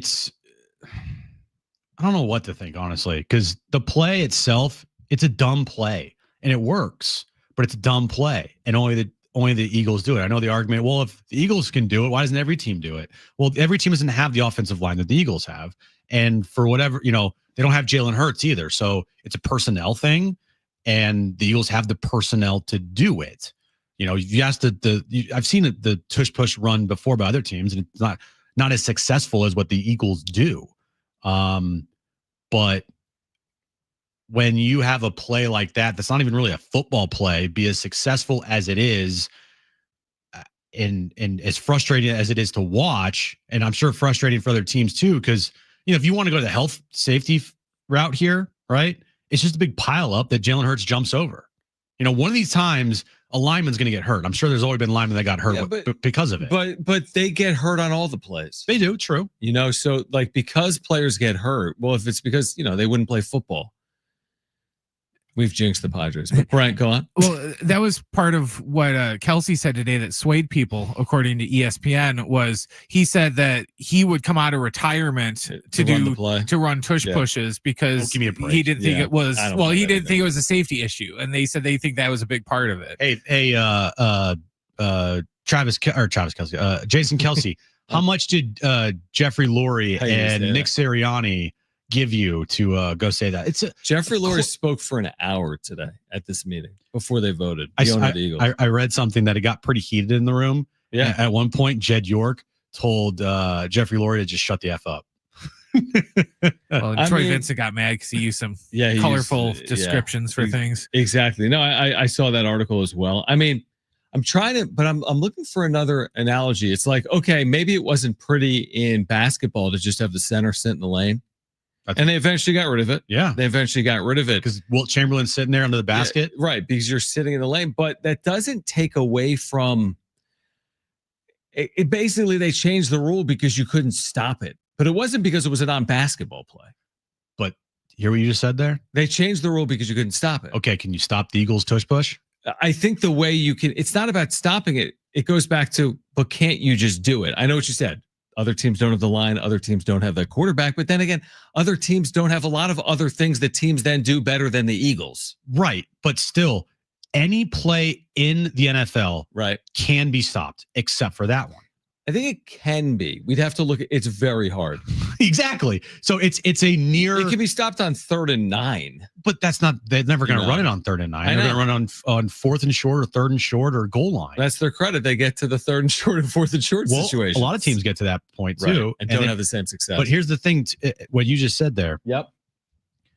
Because the center in the middle of the key couldn't be stopped, the Wilt Chamberlain. Yeah. They changed it to the 3-second rule. Right in the paint. So if you keep the tush push, what are you going to change to give the defense at least an opportunity to stop it? Interesting. Well, what would you propose if you kept the play? I mean, you can't dive because that's what it is. Yeah, if the tush push is a dive play, and it's Jalen Hurts going over the top of his lineman. Can it only be run a certain number of times? There you go. I think that's at least reasonable. Hey, you can run it twice. But the thing they've created so many rules that benefit the offense. Oh, definitely. That the defense has so many things against it. Yeah, I agree. Out there that the last thing that the defense wants to worry about is an unstoppable play when they have to worry about all this other BS that they can't do on the field because the league has made it so the offense get all the advantages. Real quick, and Brent, you can weigh in. If the Eagles win the Super Bowl again, we're a long way from there. This play's going for forever. I promise you that. Yes. Because it'll be interesting to see if they don't. If they're not the same relevancy and like they don't make it to the NFC title game and Detroit makes a Super Bowl and Kansas City wins the Super Bowl, it'll be interesting to see what they do. That's my thought on it. I think if the Eagles win the Super Bowl again, it is gone. How much? If the Eagles aren't great, I don't know if it goes or not. How much do you think it affects? If the Eagles, say it was banned, all right, how much do you think it affects the Eagles? Significantly. Okay. Significantly. I mean, it was absolutely a huge part of it. Played a role in them winning a Super Bowl, and it was within the rules. Yeah, because within the rules. Yeah, because I mean, it's a rugby play, and I mean, how many times they run it last year? So that'll tell the story. And how often were they successful? They posted like a 9-minute video of just tush pushes today on their social media account. Yeah, they did the push on, but then they posted all the pushes, all the tush pushes. Yeah, and it was like a 9-minute video. That's a lot of pushes, dude. I was like, what? Brent, what do you got? Real quick, the illegal defense in the NBA didn't start into the 2001-2002 season. Well, that was the 3-second defense, but illegal. Then you couldn't offensively be in the lane since what, like the 60s? Yeah. Okay, I'm sorry. You know what I mean? Because there was the 3-second defense, but you couldn't be 3-second offense for I don't know how long it has been, but it's been a while. Yeah, you couldn't have like Shaq just exactly sit down in the lane. Exactly. The guy in the text line said, "If you can't beat us, cry to dad about it until it's been banned." That's kind of what the NFC is coming off. A little bit, but again, they kept it at least for another year. All right, we will announce the winner of the STFC tickets on the other side. We have a pair of tickets for someone on the other side from our qualifiers, an update from Rogers Center, and much more. Jim's back page ahead. John and Jim, San Diego Sports 760, live on the iHeartRadio app.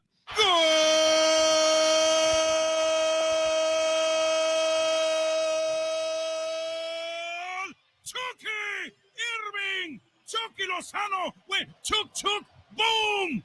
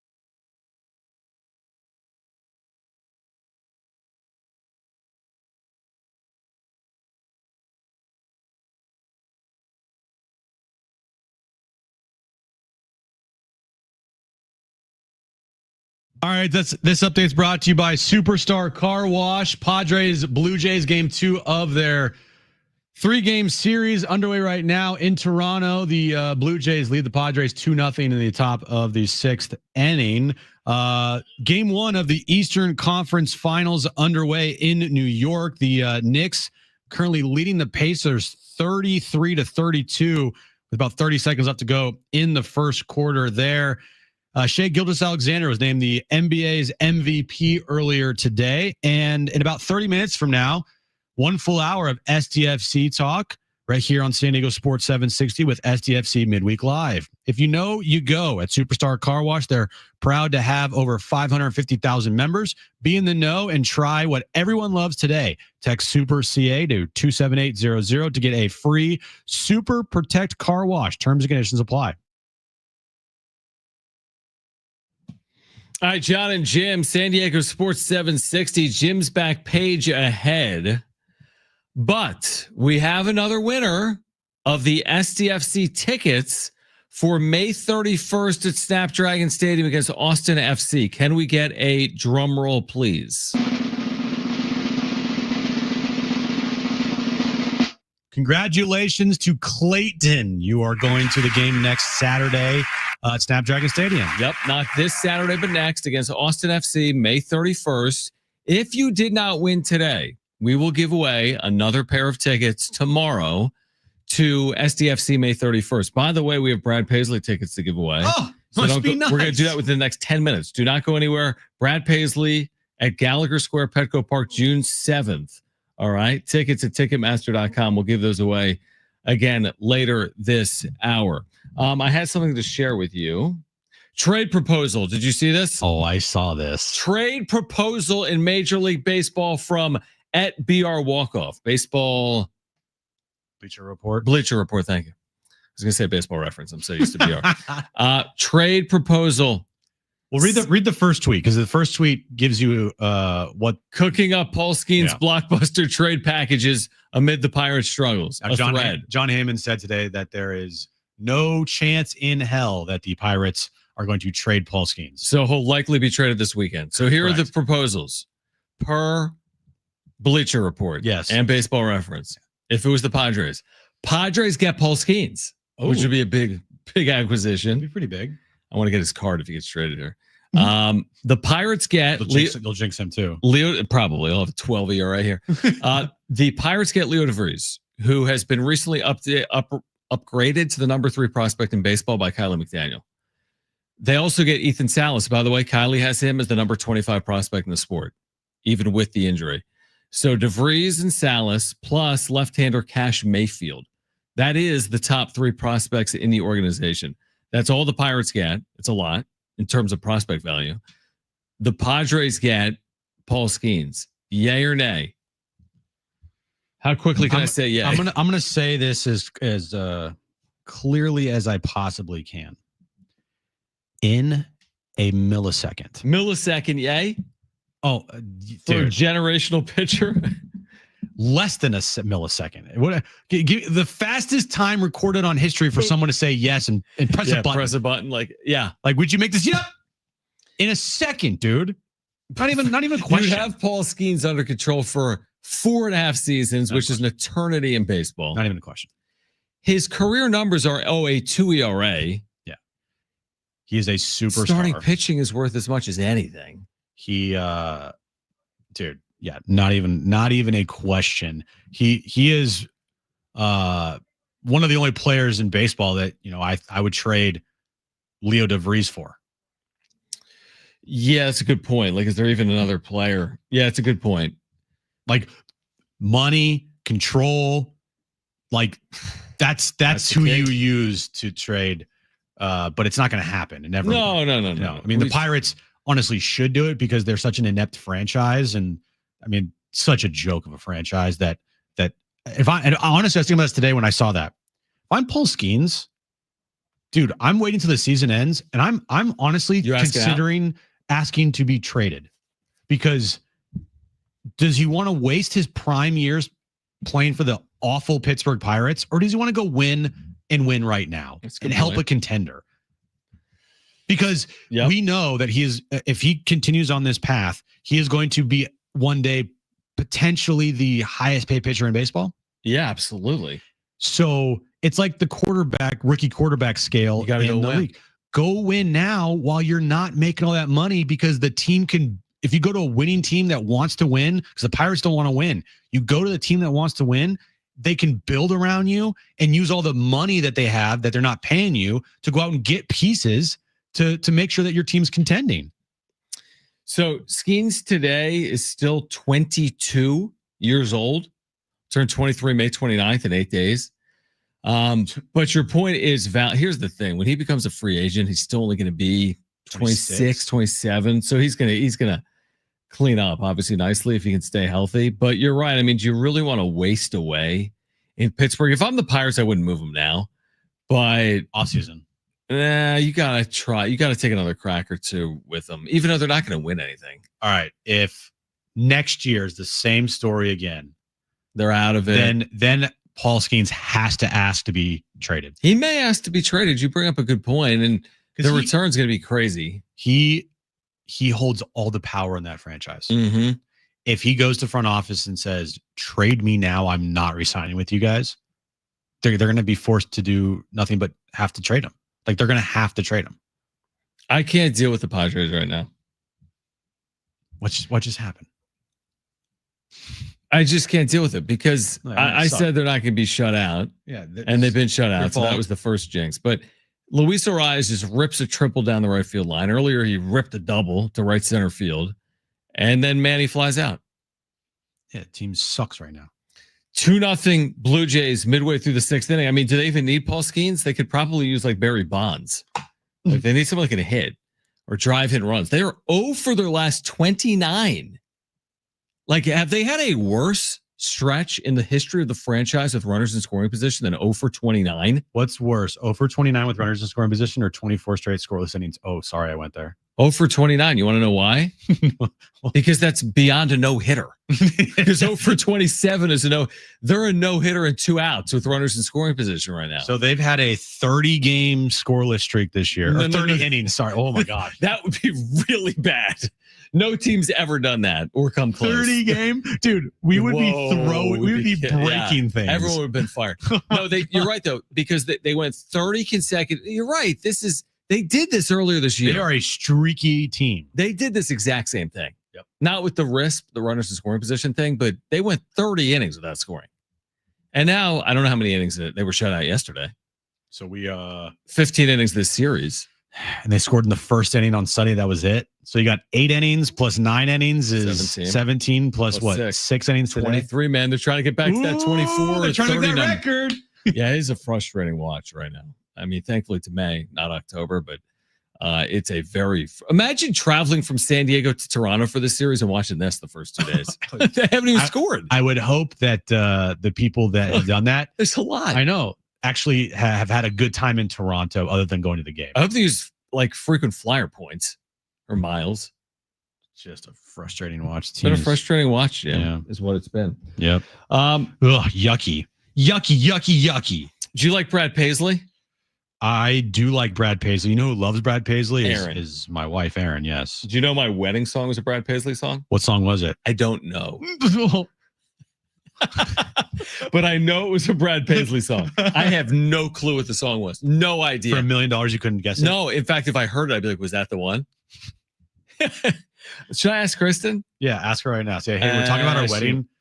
And I need to know. I can't ask because that's going to start like a fight. Like, you don't know our wedding song? Probably. She's like, are you serious? What was your wedding song? It was Kane Brown, Thank God. How's it go? I'm serious. I don't know how it goes. No.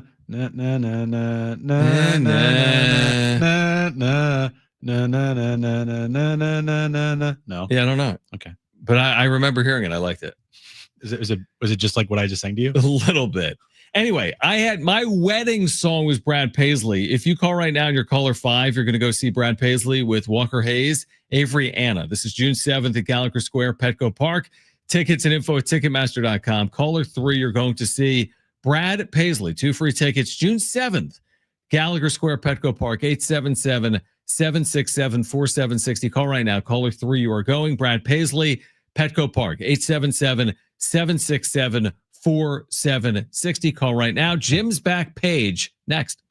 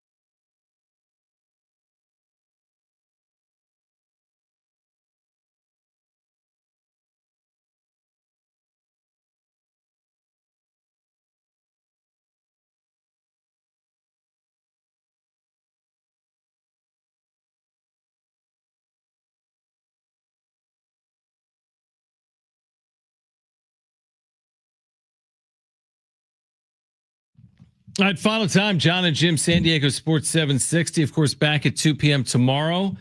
What time is the Padres game tomorrow? Is it in the morning? 10 a.m. All right, so we'll recap the series. Will the Padres score in Toronto? We just have to replay like the start of our show for tomorrow if they don't win again. I don't really know. I don't know. I'm at a loss. I fell for the ultimate trap, which is jinxing them again.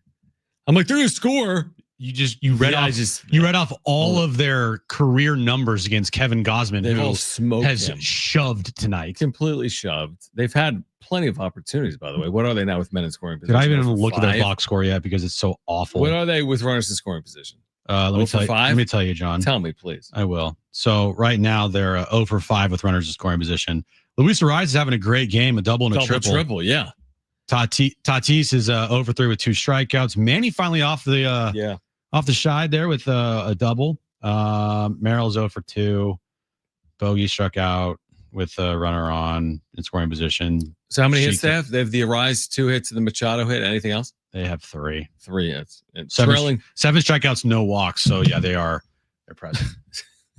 Trailing 2-0 in the bottom of the 6th inning. SDFC Midweek Live, by the way, is coming up in about 10 or 12 minutes. But before that, let's get to this.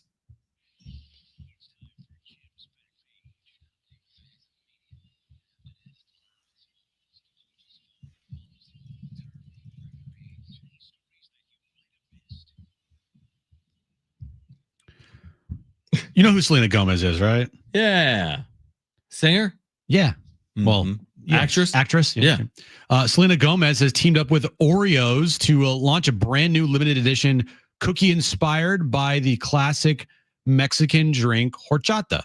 The cookies feature chocolate cinnamon flavored wafers filled with a creamy mix of cinnamon and sweetened condensed milk topped with a sprinkle of cinnamon sugar.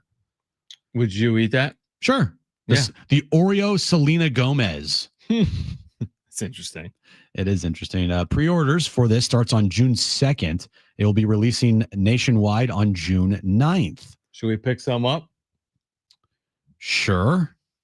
Right when you get back from that honeymoon, just pick up some Oreo cookies. I'll forget about it the second I leave the studio today. 100%. Krispy Kreme is going to bring back their strawberry glazed donuts on May 30th. Krispy Kreme is officially bringing back its beloved. Is this beloved?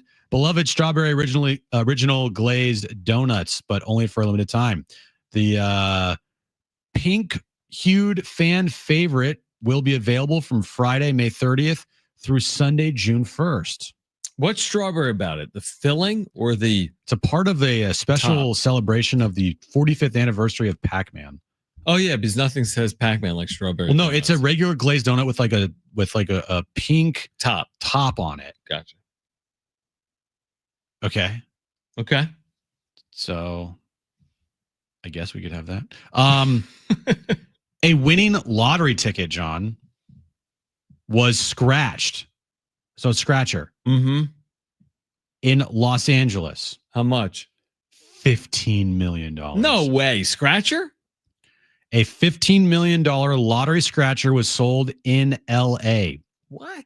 California player has become the first top prize winner of the state's 40th anniversary themed scratcher game, taking home a staggering $15 million. Yeah, but you're still thinking of, all scratchers are $1. It's probably 40? Like a 30. Yeah. Well, the ones that you win that kind of 30, or $30, $40 scratchers. Well, I'll pay 30 for 15 mil. Israel Rodriguez scored the jackpot with a 40 years of play scratcher ticket purchased at a 7-Eleven on the corner of Oxnard Street and Woodman Avenue in Van Nuys. Sorry. In San Francisco. In Auckland. In Los Angeles. San Diego. We're such idiots. What's your first purchase with your 15 mil win? Because you're taking home 7-8, right? You're getting your 7. What's the first? You got some money to spare right now. What's the first? It better be laptop or headphones. Yeah, seriously. No. Cards, Pokemon. First edition, shadowless Pokemon base set box. But are you going car? Are you going home? Are you like... I just told you. No, but in real life. Because Aaron wouldn't let you do that. It's only like $300,000. Yeah, okay. That's a lot. Okay, say that's out of the way. Is Aaron's going to make you like buy a house? Oh, yeah. We're buying a house. Yeah. Buying a car. Would you buy a $15 million house or would you go lower than that? I would not buy a $15 million house. Because it's hard. It's expensive to live in. Probably. Yeah, I would probably buy like a $1 million house. Yeah. Pay that have some money. Pay that baby off. Cash. Yeah, here's Buy cash. that thing. You're paying. Here's the problem though. In California, that $15 million is going to go down to like 7. Yeah, and then you're right. You buy your $2 million home, you're down to 5. You because buy your this Pokemon. stupid place's taxes are through the stupid roof. Yeah, 3 years of property taxes, you'll be broke again. Yeah. Well, you could, Or like a $550,000 house. Just rent. You could rent. You Could could rent. move Could do to that. Hawaii. I will move to Just Hawaii. stay in Hawaii. Yeah, that'd be awesome. Is that the full back page? That's the full back page, John. Okay. Oh, one more thing. Yeah. A winning bid for a pair of gloves carried by your favorite, Abraham Lincoln. Wait, what? Miss Lincoln. How was the play, Miss Lincoln? Yeah. All right. On April 14th, 1865, the night he was shot at Ford's Theater at Freeman's auction in Chicago today. Guess how much it sold for? This is ridiculous. It's going to be something absurd. Gloves carried by Abraham Lincoln the night he was shot. That's crazy, though, to think about. Was it cold that night? Maybe. By in the winter. Yeah. Well, no, April 14th. And not hot, though. 1865. The gloves went for how much? $1.5 million. Do you really want those gloves the day he was shot? No. No, thank you. I'd rather pay $1.5 million on a first edition shadowless gem mint BGS 10 Charizard. Are the gloves clean? No, they're not. They look like there's a bunch of wear on it. They obviously were brown gloves, and they're like they're like almost white now. Mm-hmm. Almost looks like there's blood on it. So Well, that would make sense. He was assassinated. correct. I don't know. $1.5 million for gloves. People they pay a have- lot of money for that stuff. Like, What's- did oh, yeah. somebody want to try and buy the JFK car too? And people are into weird That's stuff crazy. these days. Yeah. If you had $15 million, I'm not buying that. no. If you had $15 million, how many cards would you purchase? Well, I'm in a card phase. I know you are. I mean, I'm not going to spend like millions of dollars. I'd keep it to like $400K. You won't buy that Jordan card from yesterday's back page? No. I mean, I'll be honest with you. I went on a little bit of a spending spree last night. But who'd you jinx this time? Just the team. Just all the players Did you buy on the Manny? Padres. Did you buy Manny card? No, I didn't buy Manny. I mean, I don't even know what to say about today. I don't know. And this game. Real quick before we get out of here, report here that NBC has a bid for Sunday Night Baseball beginning next year. Remember, NBC next year will have the NBA, and they already have Sunday Night Football. So they could go from Sunday Night Football to Sunday Night Basketball to Sunday Night Baseball, which I like a lot, that idea. So NBC reportedly, doesn't mean they're going to get it, has a bid in for Sunday Night Baseball beginning next year. We'll see if they land that or not. That'd be a good landing spot. I love that. I That'd be think a NBC really is good going to put landing spot. together a really good broadcast for the NBA. Yeah, and they do a marvelous job with Sunday Night Football. Oh, yes, they do. So we'll see. All right, we'll have an update for you on Padres Blue Jays tonight on the wrap-up show at 9:30 Pacific. SDFC Midweek Live with Darren Smith on the other side. For Brent and Jim, I'm John. We're back tomorrow at 2 p.m. Again, SDFC Midweek Live with Darren Smith on the other side. This is San Diego Sports 760. Bye. Okay, bye. Score on.